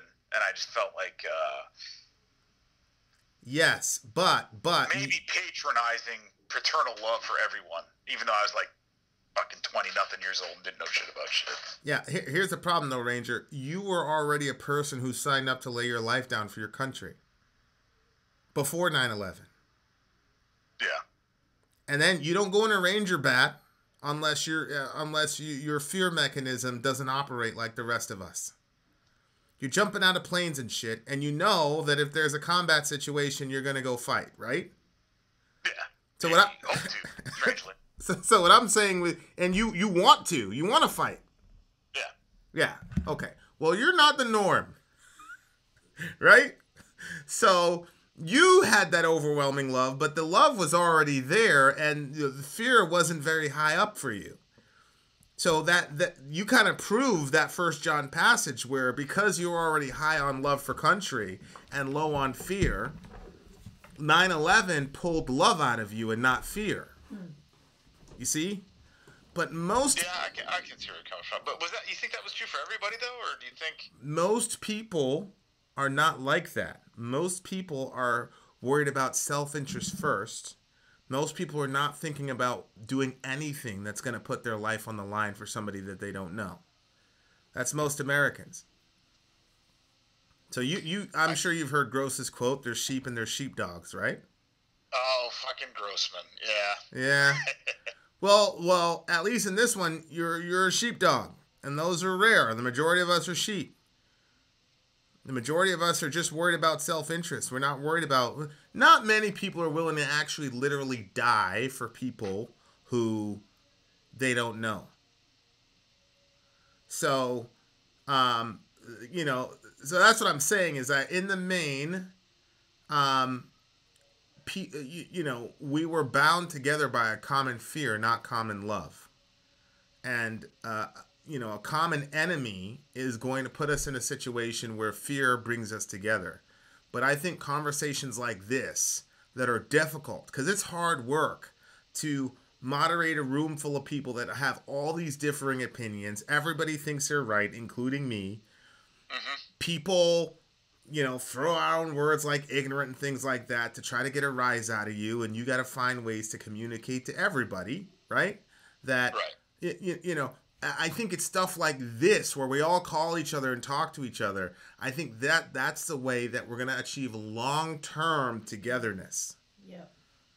I think if there's another terrorist attack, we would get another shot of togetherness that's rooted in fear, but it's not rooted in love. But I think go ahead. Oh, I was just going to say, well, and I think that's a natural bridge to another point that I kind of wanted to discuss, which is almost when we talk about terrorism, we're talking about fascism within Islamic faith in a great portion of the globe right now. And I'm clearly not trying to say some of the tripe things about, all Muslims are terrorists or whatever. I don't know that anybody actually believes that bullshit. But what I'm saying is of the three primary Abrahamic faiths, two are relatively benevolent, and one seems to have some issues, particularly with modernity. And I think it's due to lack of a good grief. The Martin Luther, what's the Reformation, right? That type of, yeah, exactly. Yeah. So, and I think there's obviously, I've come a long way from the Hitchens super duper atheist that I used to be to a more respectful person about all things. But, there's only one religion right now that I saw throwing acid in people's faces, little girls' faces for going to school, or stoning people to death, or committing female genital mutilation, or killing Theo Van Gogh in Holland and threatening Ayaan Hirsi Ali with a death note pinned to his chest with a knife, or any of this crazy shit. So, well, look, there's just a heartbreaking, the Instagram girl in Iraq. Yeah, that's fucking terrifying, man. It's terrible, and they told her they were going to do it, and they told her the day that they were going to do it, and sure enough, there it is. What happened? This girl's an Instagram model in Iraq, and I guess the Sharia, the guys who go around and make sure that shitheads, I think, enforce Sharia, have been attacking these women, these westernized women, on Thursdays, basically Bloody Thursdays. And there was this girl from Iraq, and she was becoming more and more popular. She was becoming more Instagram popular, and they threatened to kill her. And she basically finally made the decision that she was going to leave Iraq, and they rolled up on her car and killed her. Shot her right there in broad daylight. Oh my gosh. Yeah, it's heartbreaking shit. I mean, what I will say, I have a Muslim friend, and eventually I'm going to be able to get him online here for one of these firesides. He said what you said, that we haven't had our Reformation yet. And so I think that's, when you think about the Abrahamics, I mean, it depends, right? Like, if you looked at us in the Dark Ages, right? If you looked at us, if Christianity in the Dark Ages, we did a lot of fucked up shit, right? So yeah, but we're talking about 10th century, Yeah. No, it's a long time from now. Yeah, I mean, I agree. I agree completely. Like, Christianity has had 2,000 years to figure shit out. Islam came around in about the 6th century, so we've had a little bit of a head start with them. So, but I hear you. I'm hesitant to look. I will say that I've witnessed firsthand some evil shit that Muslim people have done. Muslim men have done. And I'm sure you have. Sounding like a bitch. I'll say that. So I'm friends with a lady that was an interpreter in Blackwater for the State Department. Yep. And you talk about putting your life on the line. Like, her family could have been killed. She could have been killed. Many of them fucking were, dude. My buddy wound up marrying her, and she wound up being the first Iraqi immigrant to enlist in the United States Marine Corps. No shit. Super gangster chick. Yeah, she's fucking awesome. And she's still a Muslim. She, albeit maybe a shitty one, but she's awesome, right? And I couldn't think of a greater standard for a faith to hold up than her, and that she's completely, she's just squared away, I guess is the only way I could put it. Yeah. But I had a lot of interpreters and great people I worked with over there that were Muslim that were fucking awesome. But there's a virulent strain. Undeniable. It's not a small one. There's nope. Tens of thousands of people. Nope, you're millions. Head off, man. Millions. There's millions of them. It's not a small group. I mean, extremist Wahhabi iterations of Islam are not in it's not like 4 or 5 of them. There's a whole bunch of them. And everybody knows that I have mad love for Muslims, but those are the facts. I think I've come face to face with it. I'm sure you've come face to face with it. Empirical evidence. It's undeniable. So I appreciate your service, my guy. Dude, that always feels awkward when people say shit like that to me. I know, but I'm gonna say it anyway. And also, I want to thank you all for covering Gojira. That's like a near and dear to my heart band, and I always get super pumped up whenever I see that you guys have covered them. I love them. I'm hoping it's going to create more Gojira requests so that they get back in rotation. They had a little window in our channel where they were just we were just getting flooded with Gojira requests. So I'm hoping that happens again because I really like them. And I tell you, I got to meet them at a show in Pittsburgh, and they're like the nicest, friendliest fucking dudes you could possibly think. No shit. You should try to get an interview with those dudes. I think more than anybody else, if they got the time, they'd be willing to do it. They're super friendly guys, man. Like, just nice as shit. Believe me, my guy, we're working on some interviews, and they're one of them. For sure. That's awesome, man. All right, my guy. Hey, look, I'll let you know if when we land the Gojira interview so you can ask a question. Hell to the yeah, man. All right, buddy. Love you, man. Have a good one. Take care. Bye. Have a good night. Bye. Fuck Sori, and she's about to rack out, bro. All right, man. All right, man. Out here. That's my guy. Thank you, Holly. Thank you, Slaughtered Lamb. That's my guy. Heavy metal in Baghdad. Yeah, that does sound interesting.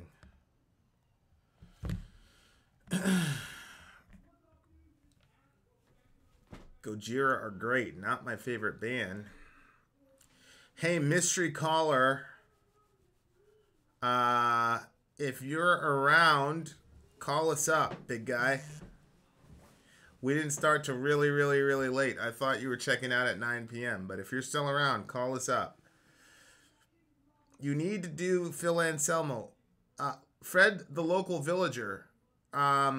Set it up. Saying those words. Fred, the local villager? Nope. The Simo or whatever. Anselmo? Yep. Yeah, I would love to talk to Anselmo. That would be a good interview. Look, babe. Look.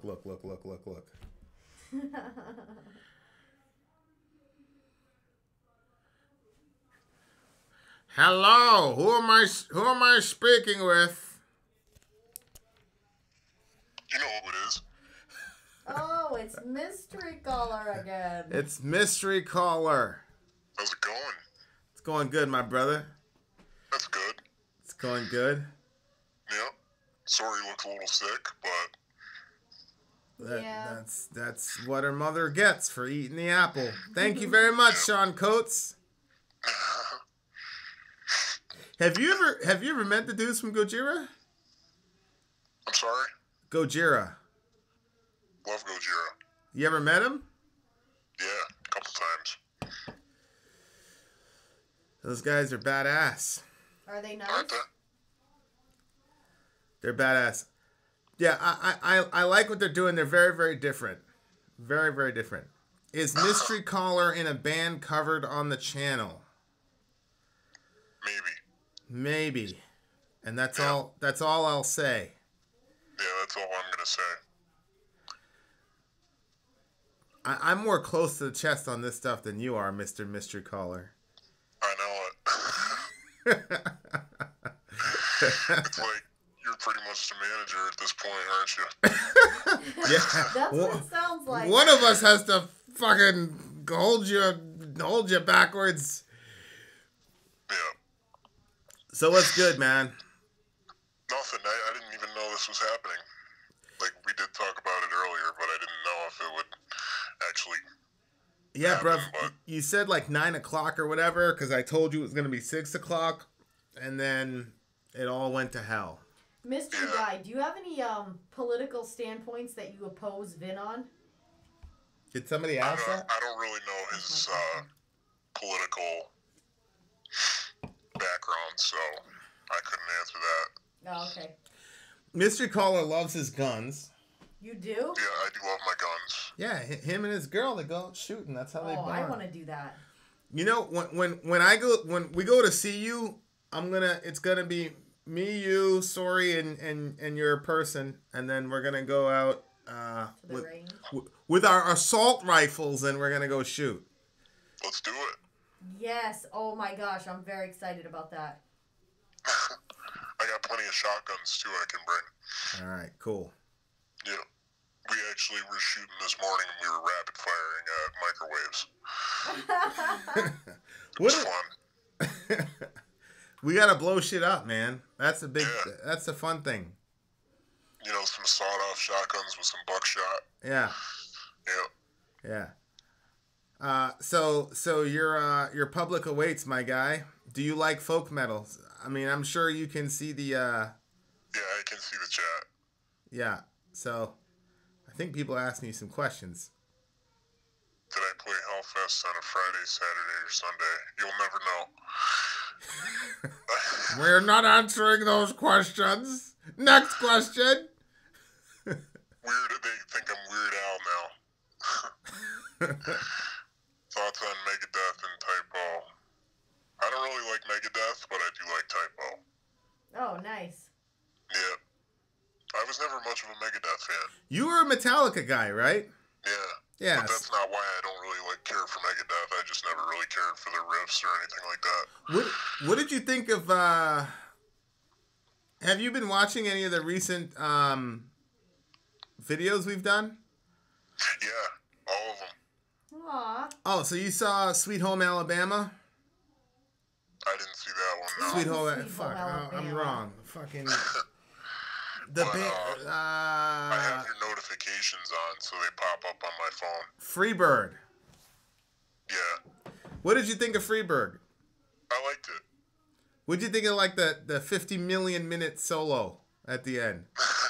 It was a little long, but you know, I felt it. Hey, are you an Unleash the Archers fan? Did we have this discussion? I'm not sure that we did, but I'm not really. Okay. All right. So does that mean you're a Christian too? The chat seems to think I'm a drummer, and I'm not a drummer at all. So I wish they'd not. Who's Lars? Do you like Exodus and Testament? Yes, I do. It's this Lars. Lars is the drummer for Metallica. Oh. I don't think we can't answer that question. We can't answer that question. No, I can't. Is it Kylo Ren? No. Kylo Ren. Kylo Ren is actually one of my nicknames, my guy. Did you know that? Really? Yeah. Cause why were they calling me Kylo Ren? Cause I can get into people's heads or whatever. They were like, Vin, like you sit down and talk with Vin, and then you start telling your whole life story, blah blah blah. That's true. Yeah. I've seen it a billion times. I am a vocalist sometimes, yes. You are a badass vocalist, my guy. Thank you, sir. Stop saying sometimes. You're I mean, it's an interesting situation, so. Yeah. I told you I played that shit for my brother, right? Yeah. I played. He sent me the video, and he was like, I like them. Yeah. You like Testament. I didn't say I didn't like Testament. I just they sound a lot like Metallica. Yeah, they do. No, the Mystery Caller is not OTAP. Do you ever listen to the Mississippi Delta Blues? That was the first time I realized music could terrify me without being heavy. No, I haven't. Did you play Rock on the Range this year? No. I'm not Head either. I don't know why everybody thinks I'm Head. I don't know. It's because we did that interview, so. Yeah. And Vin and Head really had good conversations. They probably think you guys are mad tight. Well, we're probably all gonna hang out when we all meet. Yeah. Yeah, for sure. There's gonna be a bunch of us hanging out. I can tell you that. Yeah. So that's gonna be fun, but that's not him. No, my last name isn't Greek sounding. Did we already do this? Like, I'm going to your house, right? I mean, you can come to my house. Yeah, we're gonna go to your house with a bunch of guns. We'll clear Yeah. we'll clear some rooms. I'll show you how to clear some rooms. It'll be fun. I mean, I got a spare room that we could blow shit up in. Oh my gosh.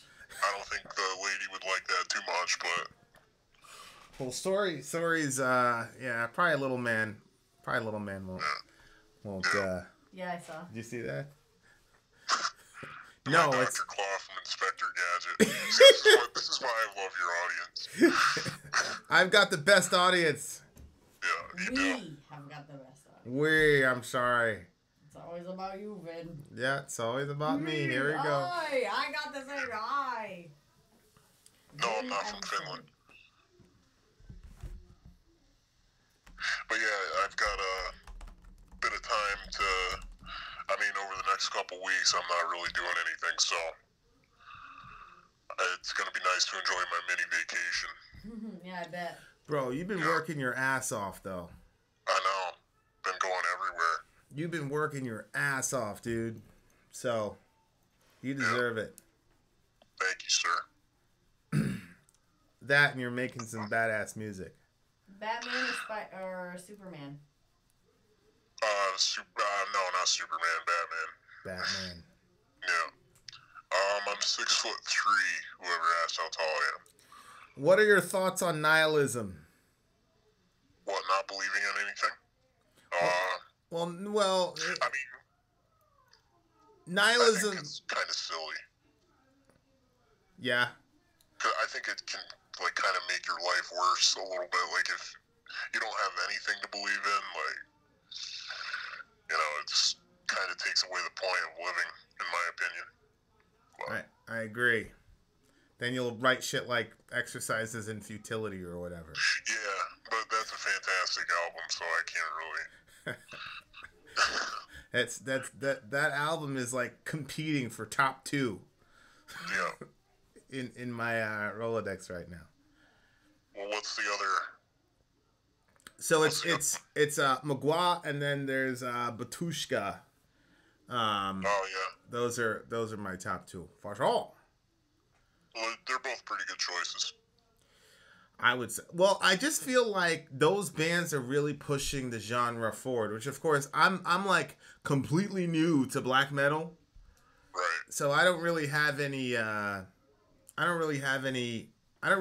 right to say anything about what pushes the genre forward, but I just think I just think that those 2 bands are really like doing something different that's just fucking special. And I mean, I'll have to listen. I don't know if Maguire or Batushka are coming up with any new records, but I'm gonna have to listen to like multiple records to see if they can pull that shit off consistently. Yeah. I'm excited to hear new things from both of them. Yeah. Because I'm pretty sure they're both working on stuff, but I'm not 100% sure. Yeah. That's where, you know, when I was a kid listening to metal, I was like, I want to hear Korn and Slipknot on tour together, you know, and now it's like if I can hear Batushka and Magua on tour together, I could die. Yeah. I could die a happy man. Yeah, I hope it happens. That would be cool. Would your band be able to jump on that tour if that were to happen? For sure. Nice. Yep. That would be a fun tour too. Y'all think Batushka is part Behemoth, part other David Vincent, voice changer? No, but they're playing with Behemoth, I think, this year. Who are Magua? No, Batushka is. Oh, no shit. Yeah. Because I'm pretty sure Nergal is a Batushka fan, so that's pretty cool. Where can we hear Mystery Caller's music? You can hear it on YouTube. You can also hear it on iTunes. Yep. I am their manager. So you can hear it there. And we have to hire you because of that unfortunate situation that happened Yeah. in August. My guy, that would have never happened if I was working for you. I know. He really God almighty. Yeah. But yeah, we have a date coming up in like a week, and I'm really hoping that doesn't get screwed up because, you know, it's been happening over the past couple weeks. Jeez. Yeah, we can't seem to catch a break lately, but hopefully this next little leg that we go on will be smooth. Look, yo, look at this. You see this mystery? Lilo? Where's Lilo? Lilo is like my arch nemesis. She always says mean shit about me. Now, the mean shit has come to you. Look, in the end, Mystery Caller will be revealed to not even be a musician. Sometimes I wish I wasn't. Just an Orientalist Vin met at the Bible study. Oh, this is a good question. You played at Hellfest 2018. Is the name of your band in big print or small print? I'll have to look at the poster and get back to you. That's a pretty smart question. What's going on, Tazzy Frost? How you doing? Daniel Castro, you only talk to 3 people. That's why, Vin. What do you mean I only talk to 3 people? Daniel Castro, what are you talking about? Is a mystery band from New York? No. No, but we were in New York. Yeah. Not too long ago. That was fun too. That's when we first started hooked up. Talking, yeah. You have favorites. Of course I have favorites. I'm a human being. I have friends. Some of the people in my channel are pretty close friends to me. What does that have to do with anything, Daniel? Daniel, do you know how many times I tell people to call in? This is what happens to me, Mystery. I tell them, call in. Only 2 or 3 people call in because it's not easy to call in to a room full of 200 plus people, right? Right. So now somebody's saying, oh, you're only talking to certain people. I let anybody that wants to call in, call in. What the hell? Yeah, Ranger called in and he got on. Yeah. I heard his talking too. I want to hear his parrot swear though. That would be funny. Yeah, bro, Ranger, if you could get the parrot to cuss on a live stream, that'd be epic, my guy. Yeah, that would be awesome. Well, M. Deathfan, I think you're one of the favorites that I have, so Daniel Castro's mad. His parrot does a death growl. Damn. Bro. Good night, Douglas.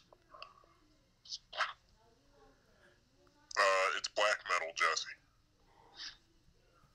Mystery Duder. I'll tell you what, Mystery, this guy, Jesse, he is a badass as far as art goes.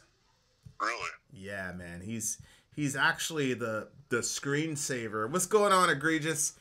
The screensaver that I have right now on my phone comes from him. Not the band. Him.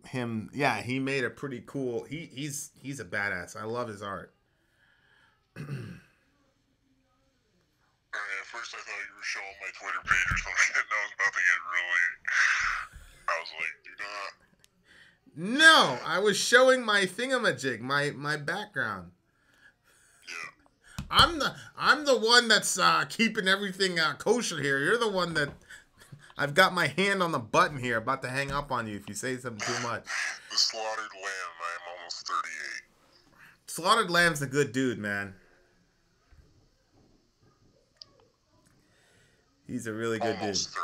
38. Like, everybody thinks I'm 38, but I'm almost 38. Daniel, all you do is look up Vin and Sori in Skype. Right? If you look up Vin and Sori in Skype and then call me, and then you can come online. And you don't even have to talk about anything political. You can just say what's up. We've had a couple people call up and say, like me. Yeah. Mystery calls up. I'm not really much of a political person. Yeah. Yeah. I don't really like politics that much. I just vote for whoever sucks less. Very wise. But in city elections, I write myself in. Do you really? Yeah.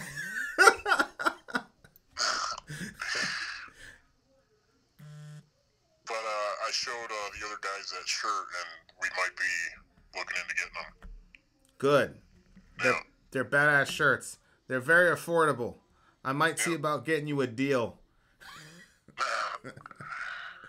Well, that will just be part of the overhead. Vin pretends I'm his guy, but secretly hates me because I try and use his platform for my own gain. No, Matthew Winter. Matthew Winter's my guy. Matt, there have been like 4 people who have called me up and had like a personal one-on-one Bible study with, and you're one of them. So stop it. I haven't even done that with Mystery. Well, I remember the first time that we talked about the Bible and Christianity and all that. Oh, I lied. That's right. You're right. My bad.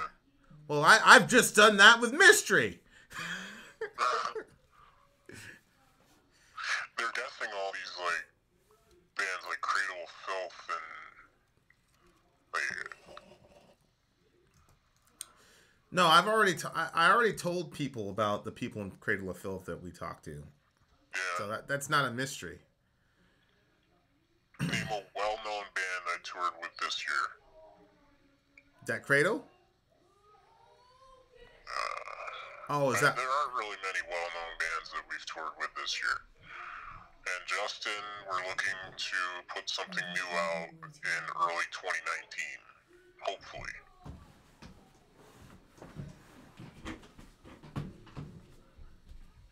Wow, it's like I'm getting epilepsy on this chat. Yeah, it goes by really fast. You gotta. No, he's not an I Hate God.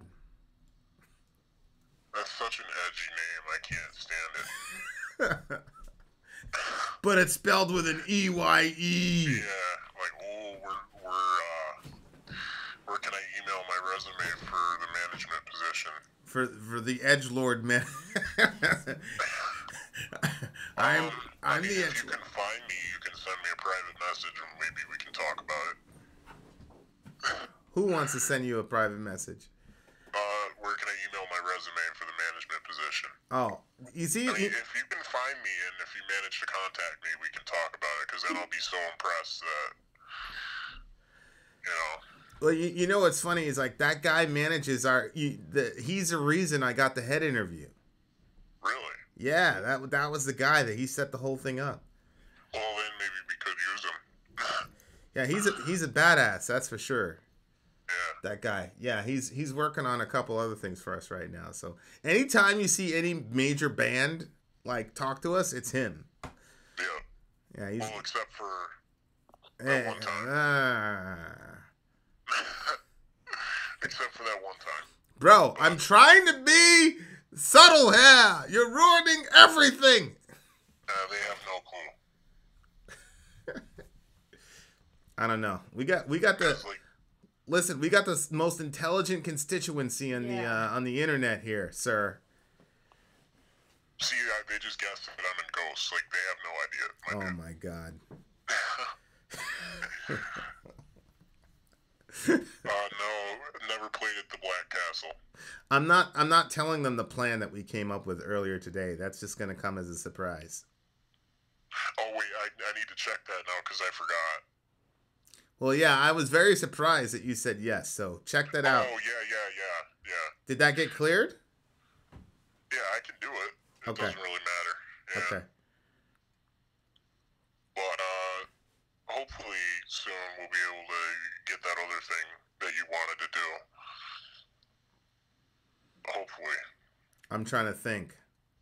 The thing that you've been hounding. Yeah. Yeah, the thing that I That'll be green-lighted. keep doing, and then hey, just so you know. Yeah. Yeah. Ranger, drop your gamer tag again. I'm gonna write it down this time. Definitely do it for Ranger. He's good people. Yeah, right. Drop your gamer tag in the chat so I can write it down. Somebody guessed it finally. Mystery is a Teletubby. Yep, damn right. Billy Mays 275. All right. There, I wrote it in Notepad and I'm saving it. There we go. Save as Billy Mays. I was forced to defend freedom against the incursions of the evil Germans by myself. You left him to himself. You son of a bitch. Yeah. Billy Mays here for Mighty Minds. Oh, that's funny. Charlie Sheen, that's a new one. General Grievous. I know who Mystery is, but I'll respect his privacy. Thank you. Even though you probably don't know who I am, but thank you. Send me an email, Smarty Pants. And no, I wouldn't tell you. I wouldn't tell you either way. I just want to see. Yeah.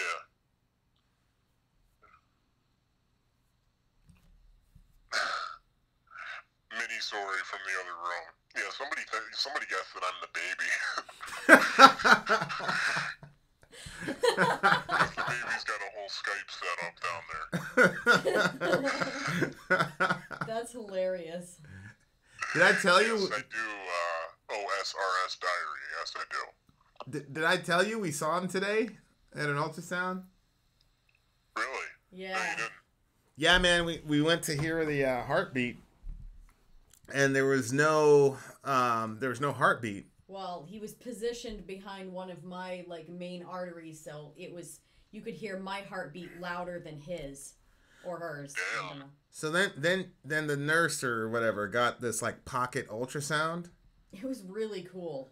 It was badass. Ranger has a good question here. How difficult is it to learn good extreme metal vocals? Well, actually, I've never done extreme metal vocals. I'm not much of a screamer. Right. So I've actually never done any sort. Well, actually, I have in another project that I'm actually soloing. So, but it is different. It's not like natural vocals. They're really, it's messed with a lot.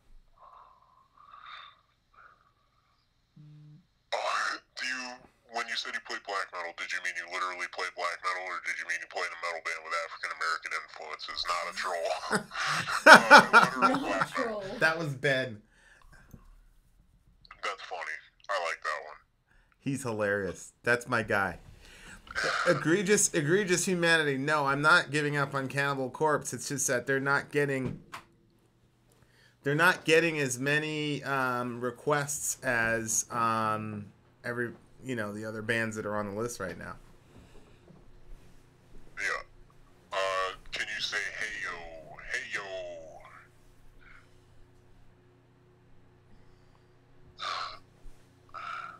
Somebody asked if I'm gonna feel sick through the whole pregnancy. No, it's supposed to ease up by 12 weeks. We're 10 weeks right now.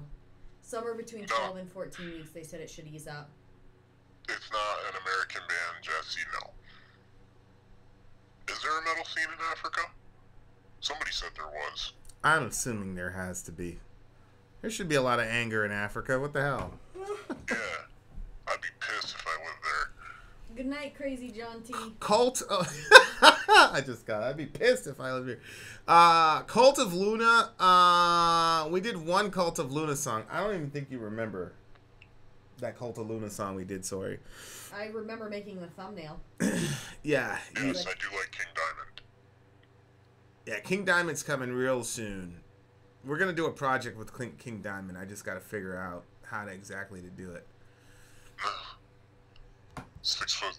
Oh, now they're asking. You are 6'3", 37. Name starts with M, and you play outfit. I'm not a lead singer, no. I've only been a lead singer. Well, actually, in one project, I'm a lead singer. Well, two, I'm a lead singer. They have a bunch of projects to figure out. It's not just one. Right. They have their work cut out for them. Well, there's a whole labyrinth of shit to work through with you. So. Yep.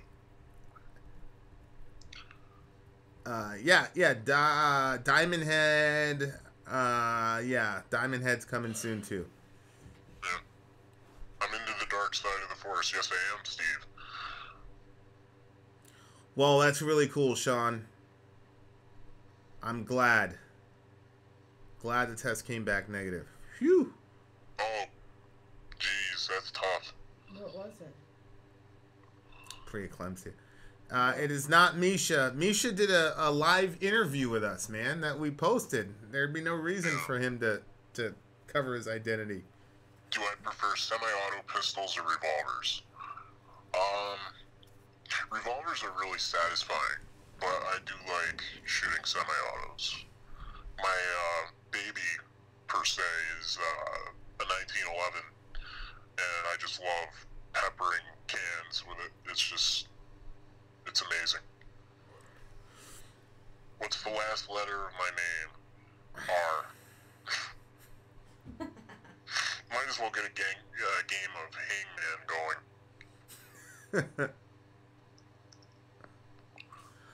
You guys really love Vector. Rings, yeah. You guys really love Vector, but you only did one song. Plan to revisit anytime soon? Yes. Kellandros, aren't you the one that introduced us to Vector?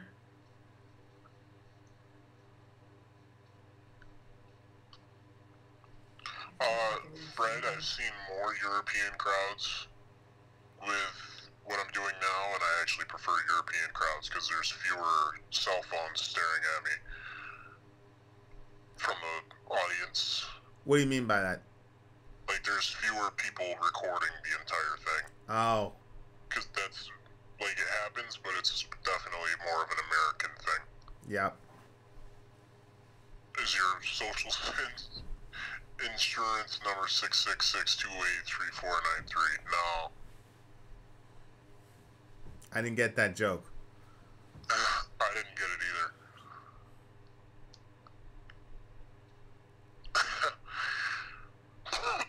I mean, if they're saying is your social security, whatever, so-and-so, I'm not going to confirm or deny anything, but... What's your social security number, Vin? 1, 2, 3, 4, 5, 6, 7, 8. Wow.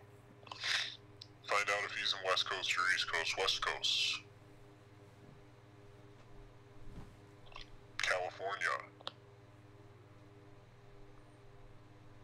That's a good question. When you guys go on tour, do you offer VIP tickets where people can go to sound check and shoot the shit prior to the show? No, if they want to do that, they'll have to show up early. But there's no extra cost. It's just the door cost. Wow, why don't you do that? You're not capitalist enough? Yeah, we don't like milking people. Thank you. Thank you. I think you should. Yeah, Sori is a big giant. I mean, But the we thing could is- probably get away with it, but it's not something we want to do. You could definitely You get could, away with it. and, You like, shouldn't, though. Yeah. I'm the type of person where if I really wanted to meet you, I wouldn't want you to just open it up to everybody. I'd want to be able to pay extra so there wouldn't be a crowd of people and I could just do it with a few people. That's true. And I would pay extra for that. And that would be well worth it to me. All right, all right. Am I from or around Wisconsin? No. I'm not from the United States, so. A lot of people keep asking me, like, if I'm American, and oh, you're in Redlands. Ranger says you pay some extra bucks. You don't even know who the man is or woman. Yeah, you don't know. I could be a total asshole. One guy said that you were the sound check guy. I don't think you're the sound check guy. We could be talking to Britney Spears. This one question, oh my God. Am I Polish? No. $1,500 a person? Who's doing that? Nobody. $1,500 a person for them VIP things? That's crazy. No, I think that is a lot, but... They keep asking if I'm Canadian, too, now. They want to see if you're Jordan Peterson. Maybe I have to say about. About? Like, I didn't say about, About. so it's about. Hold on, I'm not too far from the Santa Monica area.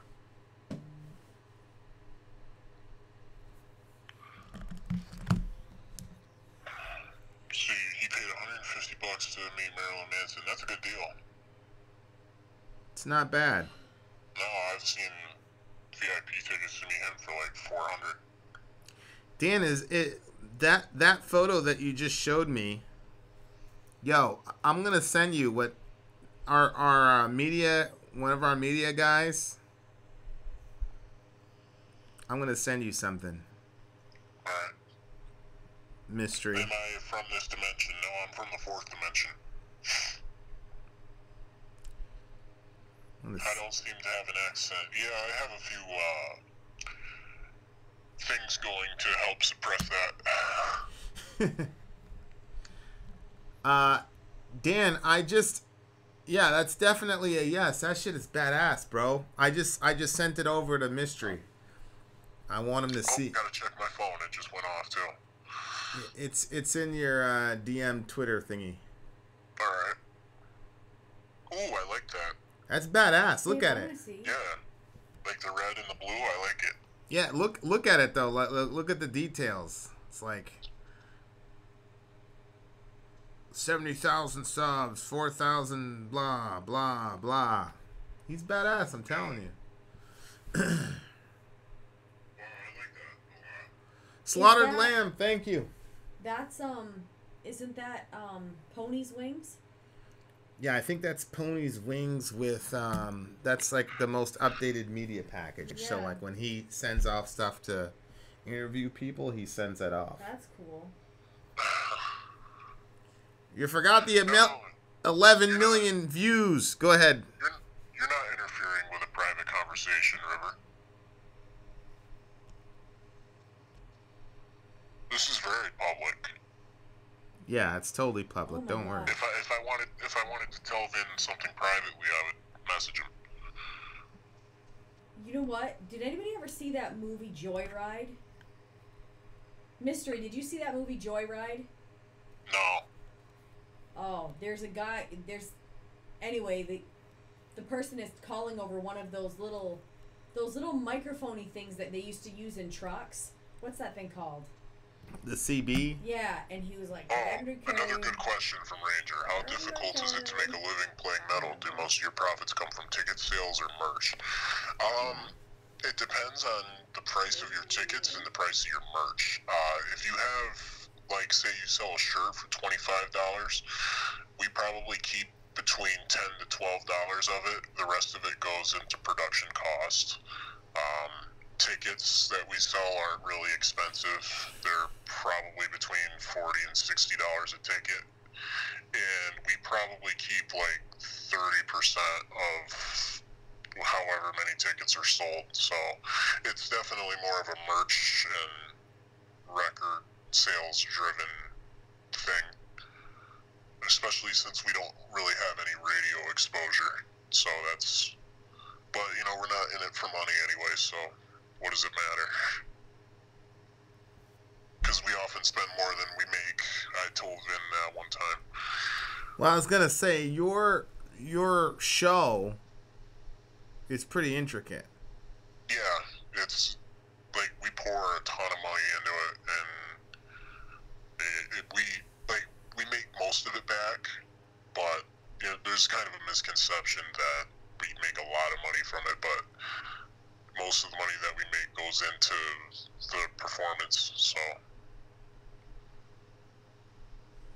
Did you thank the Slaughtered Lamb? I didn't see what he was saying. I did thank the Slaughtered Lamb. Okay. Is the band name easy to pronounce? Depends. Vin, did you guys watch Eyes Wide Shut? Yes, yes, we did. Next question. Well, it matters because if I love your music, I want more of it. I'm a greedy fuck. I want to support the artists that I like so I can get more music from them. Well, eventually, Ranger, you might have to know then, if you want to know that. Because Ranger wants to know for the right reasons. So, eventually he'll know. Did you get that message, the last one? I think it was a question for Mystery. Which one? The last super chat. Just scroll up, babe. If somebody's asking. Right there, I think. Mystery, did you know Euronymous or Death from Mayhem? No. But we have seen and met Mayhem. So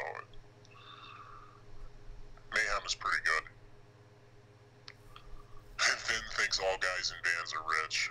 No, he doesn't. No, just guys in mega bands like Rammstein and Slayer. I think those guys are rich. Yeah, obviously. What band is your biggest influence? Not really so much a band, more like individual musicians are influences. Like Nergal. Why are albums free on YouTube? Well, it depends. Like if the album is uploaded by like a third party, like not the label or the band itself, then they're required to not be monetized. And usually if somebody puts an album out on YouTube, they already paid for that album or they pirated it. So YouTube does kind of hurt album sales, but at the same time it kind of helps because it lets people listen to the music before buying it, and sometimes if they listen to it first, they're more likely to buy it. What's your thoughts on reaction channels? I think reaction channels are a blessing and a curse. Like, it depends on how it's done. Like, if you're just a generic reaction channel where you stop every 2 seconds during the song and you're like, oh, this, that, and you're just pulling stuff out of your ass, you know, I think that's weak content. But you're actually my favorite reaction channel. I'm not just saying this, but you are my favorite reaction channel because of the discussions. Like, you don't just make it a 10-minute video just to get the monetizing. And you actually like go into depth about how the music or lyricism correlates with your beliefs, and that's something that I haven't seen. So that's definitely a fresh, you know, that's probably why you've gained so much popularity. Yeah, I appreciate that, my guy. What'd you think of the latest Magua reaction? I pretty much had the same reaction when I was listening to it. I was like, wow, like, these guys are good. They are badass. I love them. Yeah, me too. Like, they are one of the bands that we want to tour with so bad, but it just hasn't come into fruition yet. Listen, they're working on their LP right now, so. Listen, bruh, I'm praying. And look, I had a buddy. I'll tell you offline later. I had a buddy today that he had this like major life event that was gonna correlate with a major band. I said, I got this, my guy. I'm praying for it. And then like an hour later, he messages me. The thing went through. I'll tell you later. It's a pretty cool story. I was praying for that too. I really wanted that to be able to happen. Yeah. Antonio, no, the lead vocalist is not a female. But there do exist female vocals in the thing. Dude, that would be crazy. It would be interesting to have a female vocalist. Do you know any ladies that can sing? Do you understand? I know a few. You understand what I'm saying? That would be the ultimate, my guy. It would. I mean, it did happen in the studio, but couldn't really be replicated live. Oh, so. I see. But it was mostly due to the schedule of our female vocalists. Slipknot, cool or lame? They're cool. You better say they're cool. Yeah, I was gonna hit that hang up button. Good Lord. Do you wait for the bus like oh. What happened? Oh, do you wait for the bus like a Swede? That's funny. My favorite Slipknot album is Iowa. Absolutely my favorite Slipknot record, for sure. Yeah. I like the Grey Chapter too. That was actually, a lot of people hated it, but I liked it.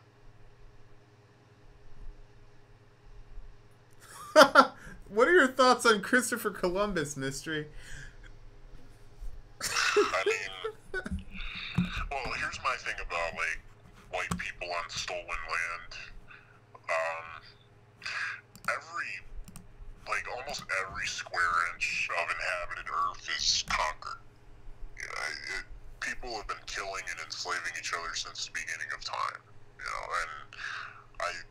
not saying that it's right, but I'm also saying that white people shouldn't be vilified for what happened in the 1600s. Like, that's just ridiculousness. Land theft is not a. You're saying it's not a white. I've got a guy that works in genetics in the chat. I don't know if he's still in the chat anymore.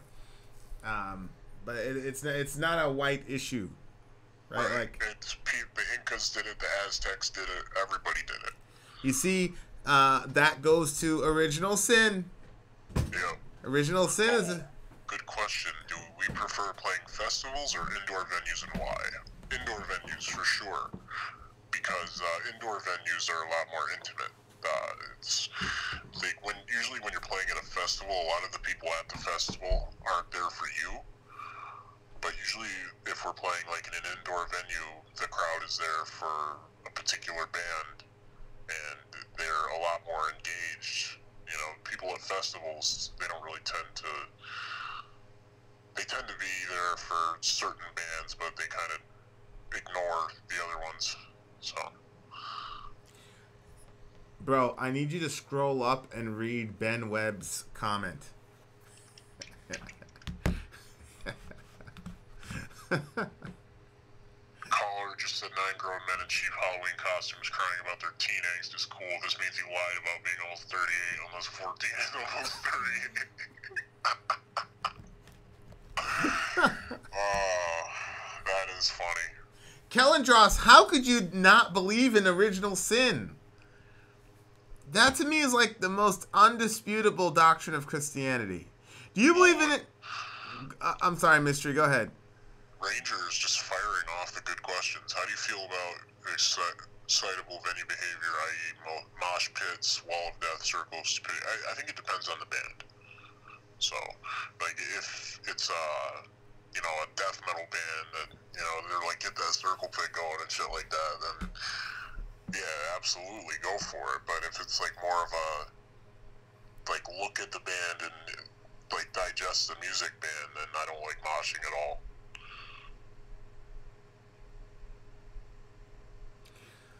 BM Fan wants to know, do the other members know about you calling in like this? One does. And you've actually talked to him too, so. Yeah, I talked to him. He actually messaged me. He's like, yo, I'm on your fireside. I didn't see it until like the next day.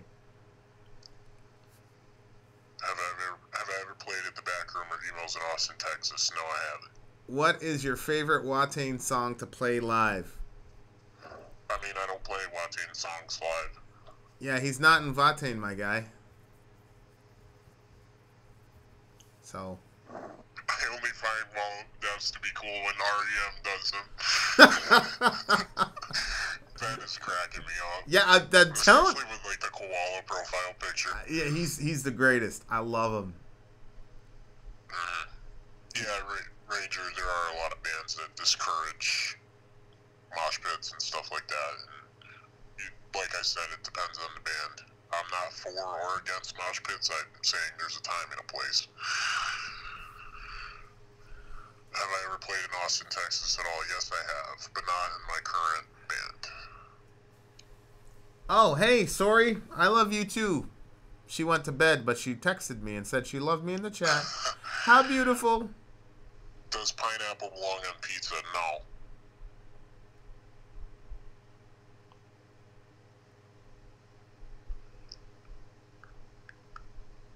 Genre of the band, black metal, for the 50th time.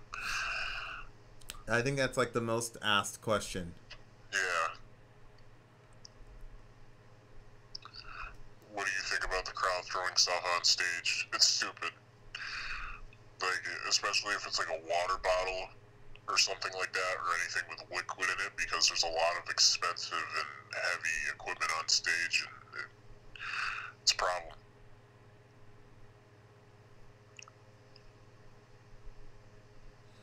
You prefer venues that have barricades or open stages? People are more up close and personal. Up close and personal for sure. Oh, somebody just asked, would you let Vin on stage in your show? Yeah, for sure. Nobody asked that. I just put that in there so I could ask you. Well, we would. Are the vocals totally understandable or just a bunch of screaming? Both. Am I racist against pineapples? No. I like pineapples. Just not on pizza. Yeah, exactly. He's a separatist.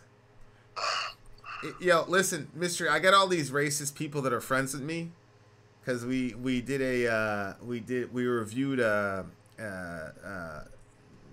what do you call it? National Socialist black metal.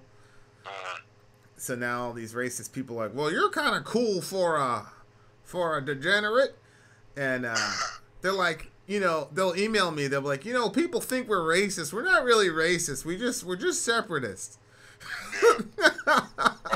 Another good question from Ranger. Would you be upset if I set a bottle of fine single malt scotch on stage instead of throwing a water bottle at you? No, I wouldn't be upset. We'd probably split that one after the show. Yeah, probably. Do I use a stage name as an artist, or are you generally known with your real name? Both. Would Vin have the balls to play on guitar on stage with a mystery caller? I would totally do that shit. You just gotta send me the tabs, my guy. Yeah, I'll have to get to that. Does the band play in drop C or some other non-standard tuning? Not drop C, but it is a non-standard tuning. Yeah, you guys are definitely non-standard for sure. Yeah. What's my stance on crowd surfers? Again, that depends on the band. My favorite tuning to play in, I don't do it in the current band, but drop D is actually my favorite tuning. Why? Well, actually, one step down, because it's really versatile. Like, you can play heavy stuff, you can play melodic, you can do a lot of things with drop D tuning.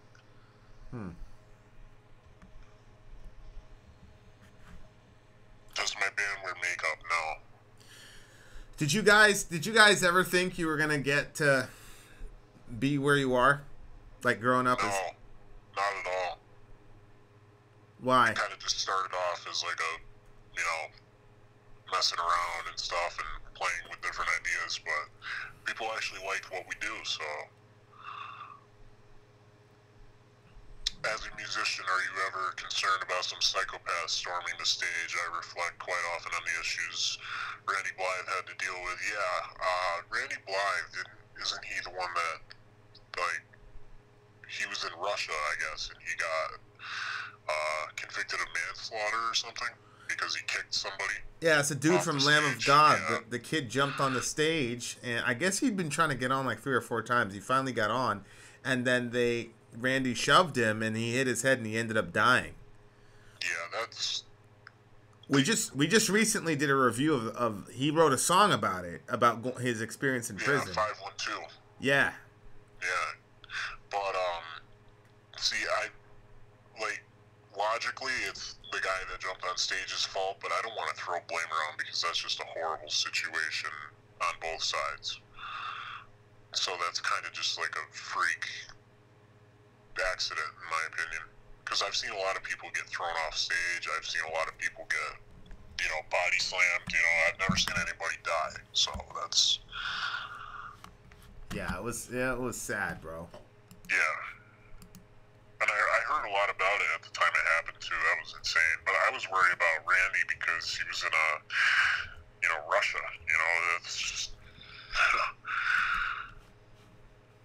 Did I play through a Marshall stack? Yes. Top black metal bands from California. We're not from California. I just live there. You assumed. Very similar to what you said about moshing. Depends on the show. Yeah, exactly. Like, you could be, let's just say you could be at a Slipknot concert, expect moshing. But if you're at a Behemoth concert, you kind of just want to take in the visual and audio experience, and moshing doesn't really allow you to do that. 10 minutes, guys. I gotta check up on Sori.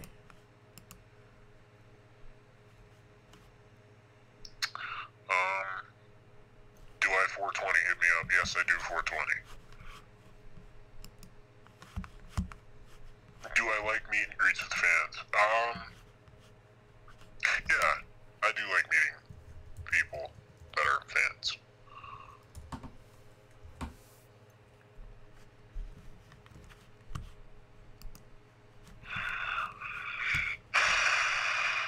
What's that like to create music and then, you know, it's just you and your buddies jamming, and then somebody says, "Oh my God, I love your guys' stuff." It's flattering, but hearing it over and over again, you know, it sucks eventually. It's kind of like what Ranger said about being thanked for his service all the time. Like, you're just kind of so used to hearing it that it just becomes white noise at a certain point. Yeah. How difficult is tour life? I can't imagine being away from home that long consistently is easy. Personally, I hate being gone for years at a time. Yeah, it does suck, but it depends on where you're going. Thankfully, my family can usually go with me wherever I go, so that's not the problem. But by the time I get home, I'm really tired of traveling, and in a week I have to go somewhere else again, and that's just, I'm not looking forward to it, but when the time comes, I'll be happy about it, so. Well, yeah, like you, we started talking, you were like at the tail end of your tour, and then you're like, I'm so glad I get to chill out and relax, you know? And then, like, the next time we talk, I hadn't talked to you in like a week, then the next time we talk, I'm like, what's good, bro? You're like, I'm in blah, blah, blah, blah, blah. I'm like, what the hell are you doing over there? Like, back to work. It's crazy. It does become a chore at a certain point, but, you know, we do have a lot of fun on the road. And I've posted a lot of photos of us, you know, messing around and stuff like that. Yeah. Especially the photos on the beach. That was fun. Well, it's funny because you guys are such a serious band, you know? It's like, yeah. People wouldn't really expect us to... How long have I been in my current band? That's a good question. Don't answer 3 it. years. Don't answer it. Oh. 3 years. Like, that's not really that. Vin, Sori is gone to bed. Do you know how to shut down when you're done? I'm pretty sure. I'll just close the computer, pretty much. Yeah, or you can just let me take over this bitch. Yeah. I'll hand it off to the big homie, and then you guys can take it over. Yeah, why not? Gorgoroth and Behemoth. Behemoth's good. I don't really care for Gorgoroth too much. Have you ever met that dude from Gorgoroth? No, I wouldn't want to either. Yeah, he's an interesting fella. How many bands have I been in? Actually, let me count that. I'm gonna count on my fingers.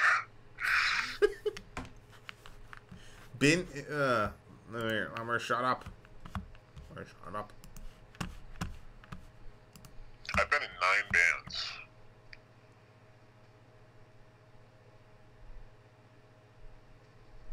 Am I an original member of my band? Yes. Are you like are you a nervous guy when you go in front of a crowd, or are you excited? I used to get really nervous, like maybe 8 years ago when I was kind of first getting used to bigger crowds. But over the years, it kind of just became excitement. You know, like it's kind of like a nervous excitement. You know, breed. What is the name of my band?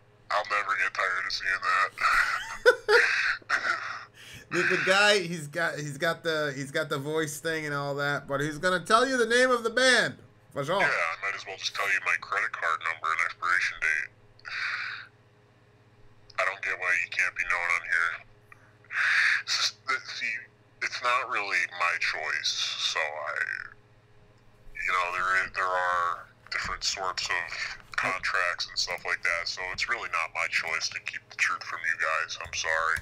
I think it's a good reason. Yeah.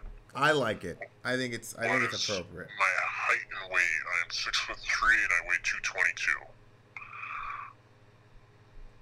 Ever play Housecore Horror Fest? Yes, and it was 10 bands, and it's 10 bands, yeah. And we played Housecore Horror Fest maybe 3 or 4 years ago. Most overrated black metal band.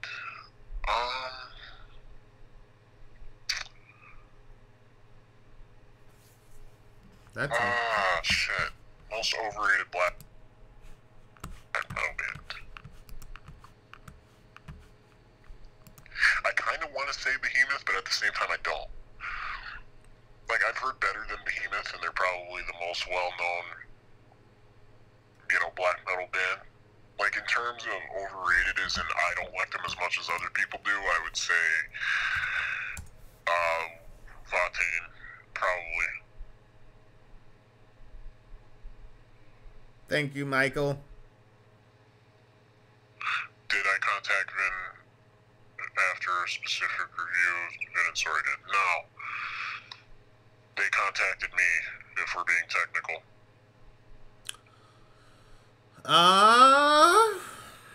Yes. That's true. They want to know if you're going to be reviewing Amorphous in the near future. Amorphous. Didn't we just do Amorphous? We just did Amorphous.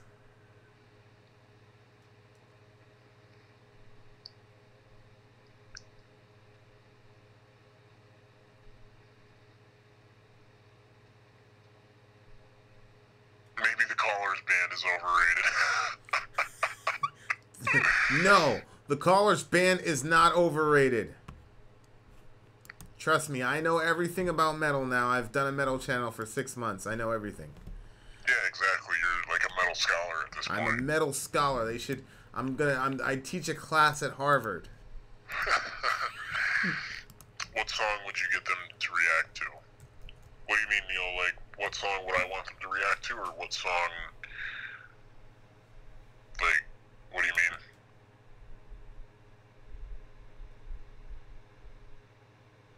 Like, if you had a golden ticket to request a Vin and Sori reaction, what band or song would you have us react to?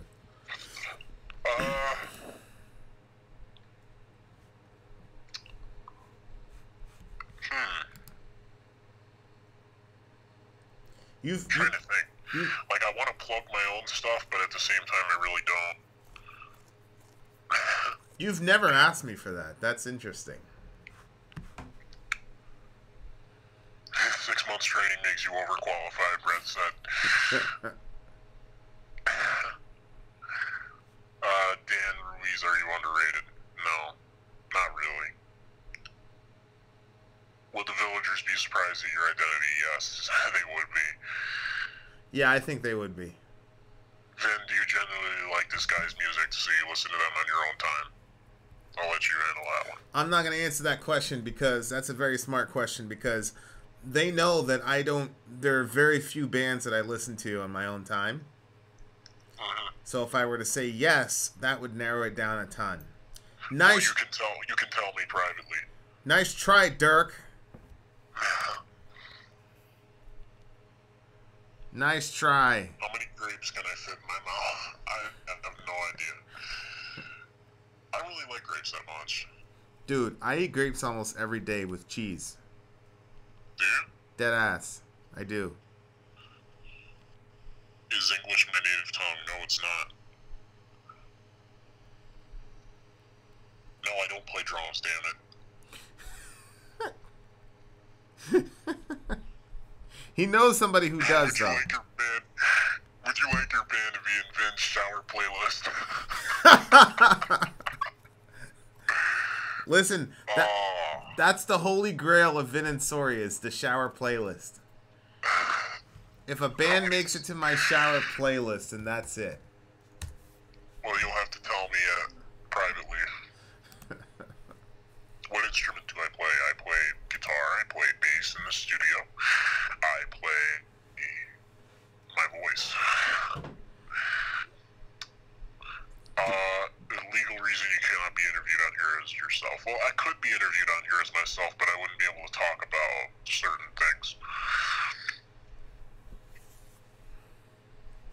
Dreams don't come true for people like us. That is a hardcore lyric too, isn't it? I love it. I love it too. Am I German? No. Nein. Nine! You have to say it with some passion. What the hell is wrong with you? Nein. Oh, Damon, I ignored your question. Can you repeat your question?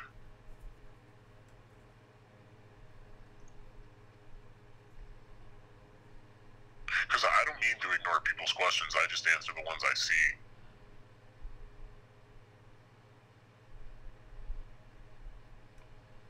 How do you greet the drummer? Pay him for the pizza. I give him the gas money for the driving.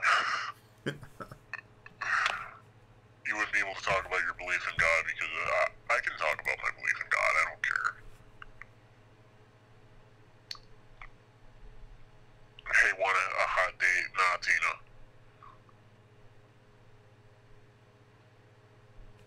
Do I like the Doors? Yes, I like the Doors.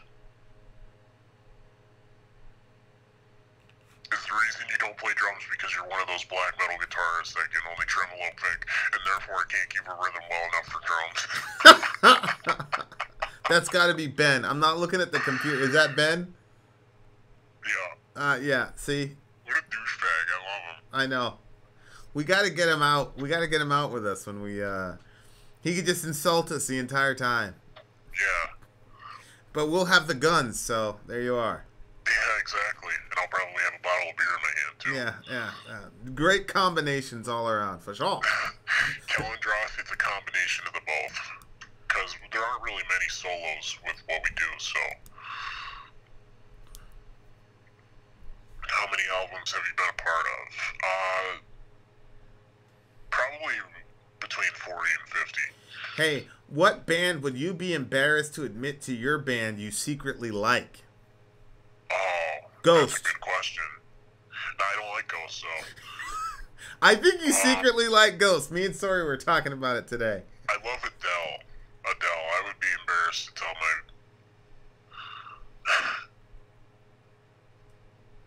Varg doesn't talk to black folks, Louis. Is there any Ghost song you like? Yeah, anything before their new album. Am I still searching for the perfect tone, or have I found it? Well, it depends on what I'm doing. If I'm doing black metal, yes, I have my tone that I like. If I'm doing, avant-garde or regular rock, I like my tones. Do you wear a piece of clothing that you're known for? Kind of, not really, no. Can you be considered to be a new metal band? No. Hell no. No. What do I think of Decibel Omega? I like their music, but their production is awful.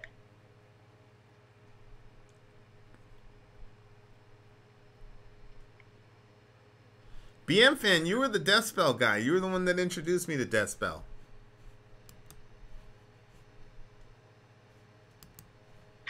Doesn't like Ghost, but like Slipknot. We can't be homies, mystery caller. Hey, I didn't say I don't like Ghost. I don't like new Ghost.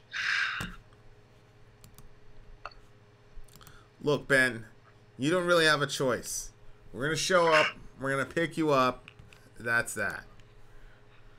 Yeah, we're going to pull up to him on the curb, and then you and me get out of the car. Right. And we'll have Ranger back there. He'll get in the car. It'll be a snatch and grab, Ranger. My favorite guitar brand is Gibson. What unknown bands do you think should get a push? Dumal. Yeah, they're a black metal band from Philadelphia, and they're fantastic. They remind me of Magua a lot. What are they called? Dumal. D-U-M-A-L. Send me a link in the whatever.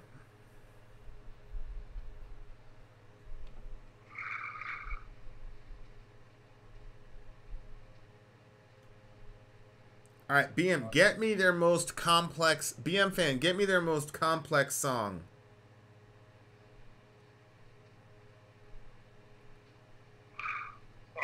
Here we go. This is my favorite Jamal song. I'm gonna send it to you right now. In Twitter? Yeah. Okay. But yeah, they are a fantastic band.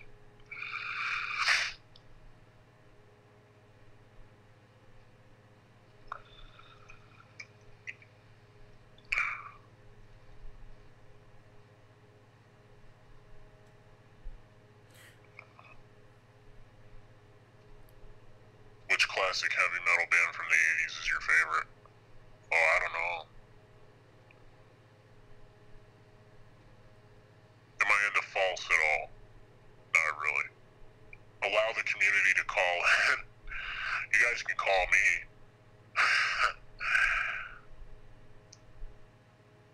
You have a specific venue you love to play. Yeah, Club Quantic in Bucharest. Can you give us some tickets to your next show? So, what band is it and what's your name? Riley Stewart. I guess I read their comment. Where's Riley Stewart? I don't know. If you had to choose the best song on Ghost's new album, what would it be? Faith.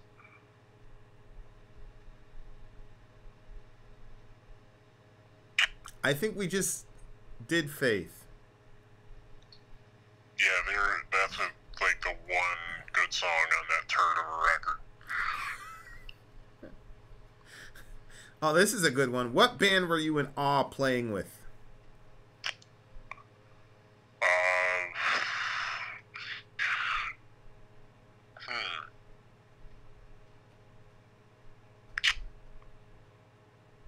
Shit. I'm just gonna keep it short and simple and say Behemoth. Is it because of their show, the production, or was it just... Yeah. Yeah. Yeah, they have a great show. You gotta tag me along to one of your Behemoth shows. Yeah. I mean, I did invite you to the one that's happening in the next few months. Yep. Oh, you did? Yeah. I didn't see that. You know I'm taking Sori to her first rock show this Sunday? Really? Yeah. Is Nurgle a cool guy or is he a douche? She's a cool guy.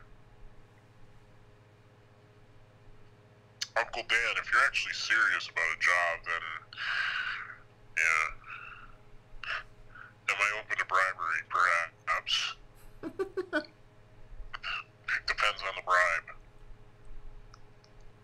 Uncle Dan is the guy that did that promo thing I just sent to you. Mystery. Really? Yeah. He Do does. I like album Meliora? Yes, I do. No, my band is in Prague Archives, but it is in Metal Archives. This is like the ultimate. Encyclopedia Italian. This is like the ultimate game of Guess Who. Yeah. Who is playing at the rock show this weekend, Vin? Nail of Viscaris. We got VIP passes and such because we had that interview with Zen, the singer. So we're gonna go down there. It's gonna be. We've been talking to him and stuff, so we got a pass and all that good jazz. So we'll probably interview him and go out to eat and all that jazz. So we'll probably have a video update for you guys. Horror Fest Memories Portal.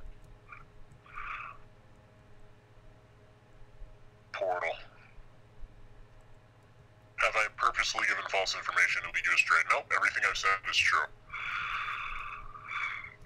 What is the most difficult part of musical composition for a new album?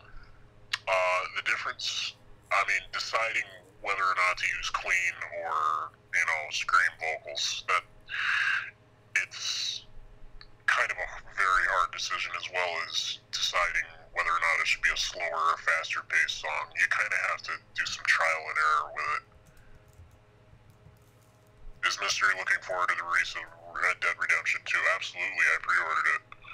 Did you? Mm-hmm. I pre-ordered it from Best Buy, if any of you want to reach out to Best Buy and get my real name. Isn't that's what you went to get the Xbox because I wanted you to play Madden with me. Yeah. And you actually gave me Madden. That was nice of you. You're my guy. We haven't What's played. my Instagram page? We haven't played Madden in a while, but that's because I'm trying to get better at Fortnite. Yeah. What's my Instagram page? I have a very private Instagram page. I have like 9 followers, and they're all close people to me. So I'm getting all emotional now. Am I Romanian? No.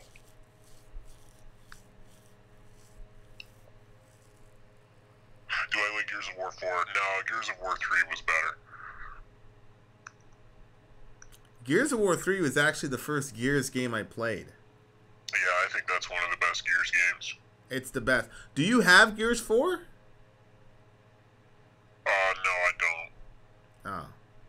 Do I play in an established popular metal band? Yes, I do. Should I be pre-ordering Red Dead 2? Yes, you should, and you should definitely pre-order the $100 version. I'm going to mansplain Liz if I don't have an answer by tomorrow for the show on the 1st. Liz? Like Lindsay Schoolcraft? I don't think she has a show on the 1st. Yeah, Vin, you should definitely do Portal. You should react to Portal for sure.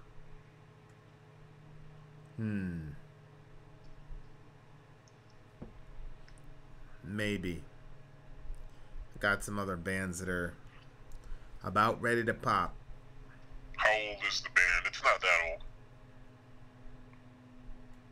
Are you entertaining streaming Fortnite on Twitch? Well, right now, my Fortnite skills are so fucking terrible, but I don't think anybody would want to watch it. But yeah, we got everything pretty much set up for Twitch to play. But we were missing this one thing that didn't go with our camera, so we bought that. So now we're good to go. It's just that once the Sori pregnancy thing kind of threw us for a little bit of a loop. Daniel, Bathory is due. Is it? What song from Bathory should we do, Daniel?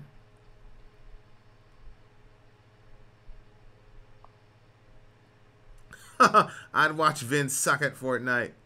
My buddy Jamie's murders you fools at Fortnite. I'm a heterosexual, so I only play battle. Fuck you, Ranger. I love this Ranger dude. I'm gonna have to add him on Xbox very soon.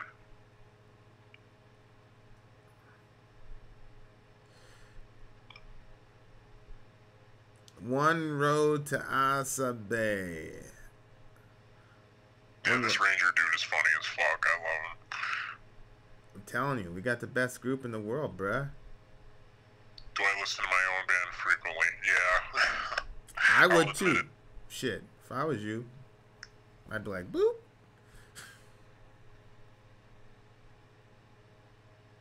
That's why I gave you Fortnite. Yeah, you know what, Kellen? I'm gonna do that right now. Poor Tina! What the hell is wrong with you? Supposed to keep that at Mistred. Who has the best live screams?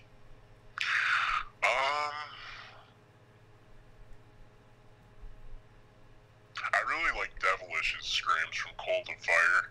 He has really good live screams.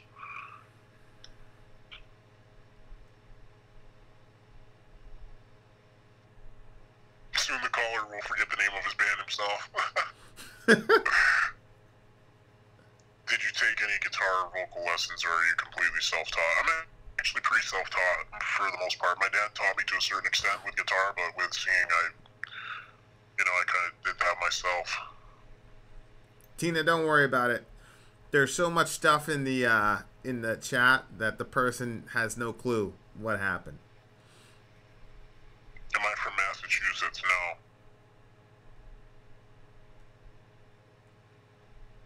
Yes, Silver. I keep saying I'm not American, and everybody's like, "Are you from New York? Are you from Massachusetts? Silver. Are you from?"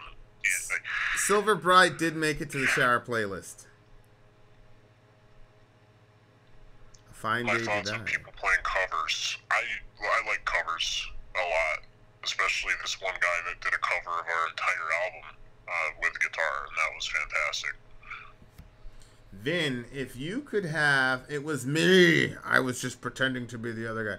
Vin, if you could have one album stuck on a desert island, what would it be? Jeez.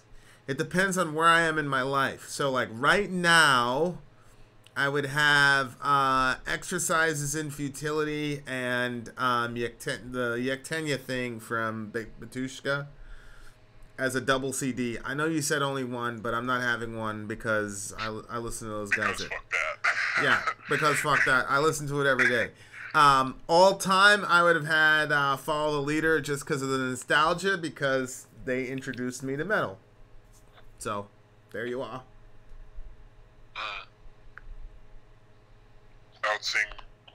Outsing your singer too? What? I don't know what that is. Do I like Mexican food? Yeah, some of it. Really? Yeah, not too much though. Makes me sick. Do you call fried potatoes chips or fries? Fries. No one could ever guess what my desert island CBD would be. Let me guess. Pre-Cal by Ghost. I thought it was prequel. It's pre-Cal? Pre-Cal, yeah. Oh, I did not know that. Do I eat a lot of pickled herring? No. Am I using an accent changing program? Maybe. Does Vin ignore me? Peyton Dishman, this is literally the first time I've seen you in the chat. So I'm not ignoring you. Do you have a... Oh, Sprint finally processed my buyback for my phone. Are you serious? Just now? Yeah. I moved over from Verizon to Sprint, and they finally got my trade-in, and they were giving me my cash for it. Give me my money. Yeah. And I had that iPhone for a little bit, but I had to go back to the Note. You're getting... You constantly have these, like, terrible situations. Yeah. Do you pronounce it? Oh, D-A-T-A or D-A-T-A? You're an asshole, man. I pronounce it data. Yeah. Perseverance by Hatebreed. Important record. Maple syrup. Vin acknowledged me. I'm happy. Of course, Peyton. I acknowledge you, my guy. Peyton Manning. Yeah, Peyton Manning, like the fourth best quarterback of our generation. Yeah. My non-metal rock favorite artist, ABBA. Do I like ice hockey? Yes, I do. I follow the LA Kings, and I go to a lot of their games.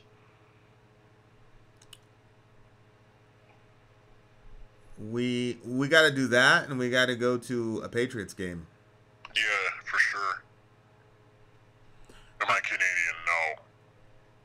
Do I think Tom Brady is the GOAT? Yes, I do. He's obviously the GOAT. Yeah. Obviously the GOAT.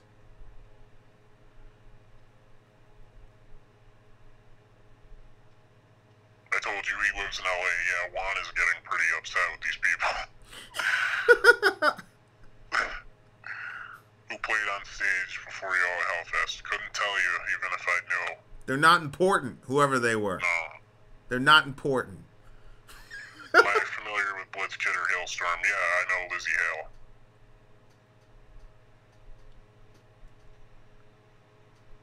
It's okay, Vin. No, Fred the Villager. I was telling you to call me up, bruh. Call me. He hasn't said sorry once. He can't be Canadian. Because I'd be apologizing for everything. Vin, ever thought of being a minister? I would be a terrible minister. Terrible. I would be the worst minister of all time. Vin, how do you feel about the Packers this year? I just think that Aaron Rodgers is a virtuoso talent, and I think that he's injured, so they're fucked for the rest of the season. They're done. Pretty much, yeah. They're done. Khalas, as my Arabic friends would say. There's a yes or no question here that I see, and I'm just going to say yes. So feel free to guess. When's the next fireside? We try to do them every 48 hours, so there you are. So that means I get to talk to your people every 48 hours. Pretty much. Pretty much. What do you think of the Screamo genre? It depends on what you mean by Screamo. Yes, Castro, next fireside. Call in. You're up. For sure. It'd be cool if you did a chat with King Diamond. Sure. It's just that the only reason he's on here is because he likes me. We're not a very big channel. We're a relatively small channel. Nobody knows who we are. So King Diamond is not gonna want to talk to me. But I mean, have I tried surströmming? What's that? It's a luxury fish in Sweden, and it's actually illegal to open a can of surströmming in Swedish city limits because it smells so bad. But it actually does taste pretty good. It smells bad, but it tastes good? Yep. Thank you, it's Hector. Kind of an acquired taste. I bet. I appreciate that, Hector.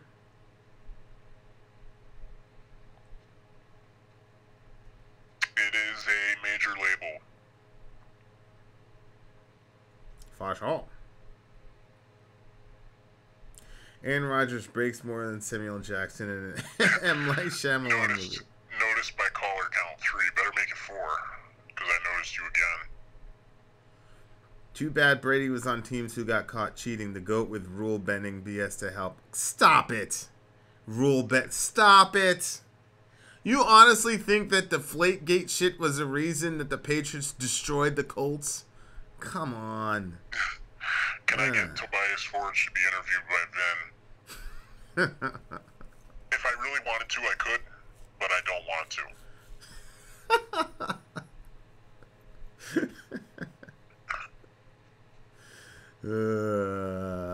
Boy, let me just shut my mouth. Can you tell us why or what made you reach out to Mystery Caller if you cannot make it obvious who the caller is? That's a good question, kind of.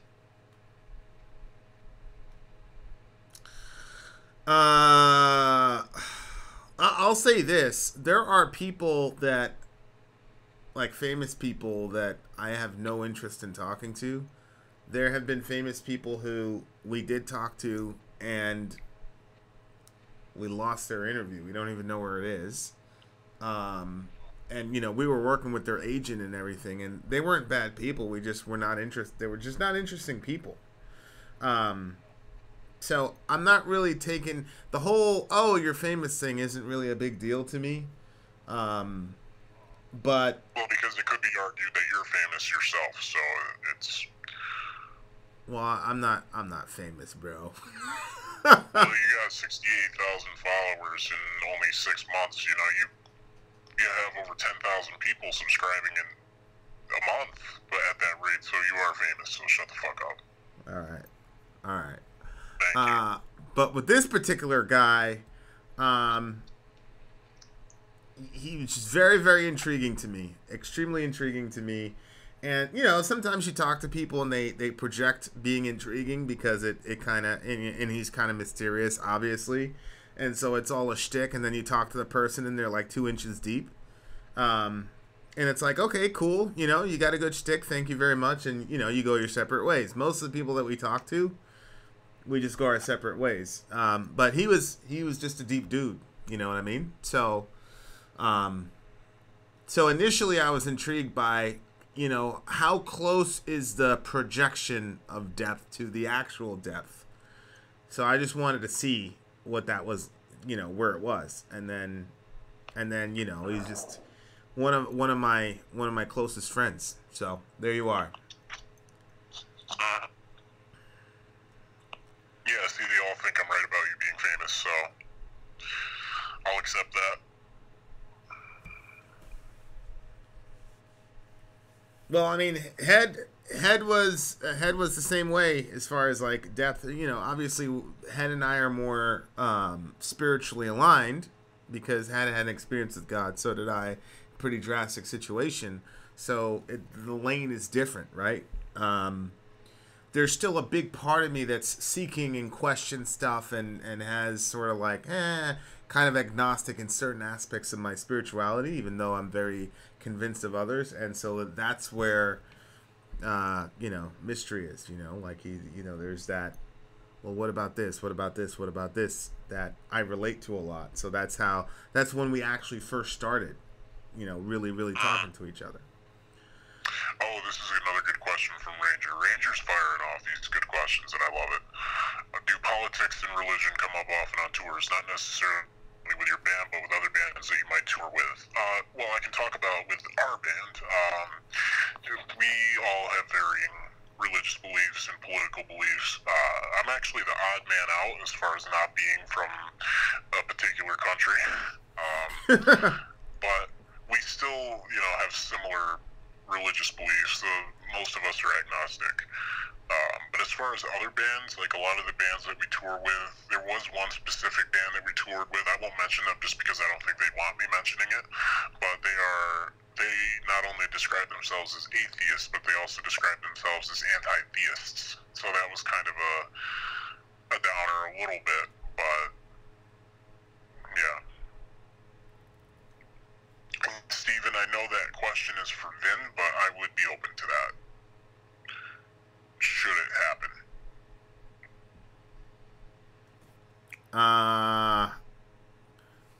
Yes, I plan to interview him once that becomes possible. It's got to be green lighted. Yeah.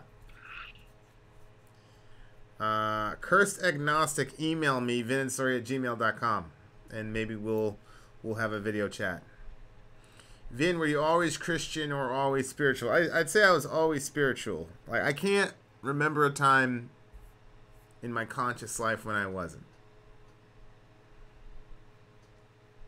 And Damon, anti-theism isn't necessarily a downer, but when people go out of their way to make people feel like shit for their beliefs, that is very much a downer.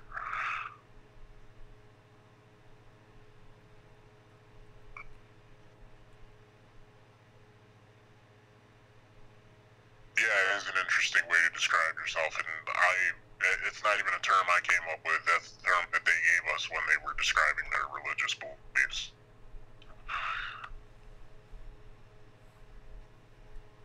vinandsori@gmail.com. vinandsori@gmail.com. Another good question from Ranger. When on tour do you ever have time for recreation? If so, what are you able to do? It must be difficult to get away from music industry, and catch your breath, right? Yeah, we like to visit landmarks. We like to visit, tourist attractions and sometimes churches, beaches, restaurants. We do like to do that as much as we can because it is a good escape from what we're doing. We're there to perform and we're there on business, but we do like to turn it into a pleasure trip as often as we can, because that kind of keeps us sane. Because if it was 100% business, we would get so tired of it so quick.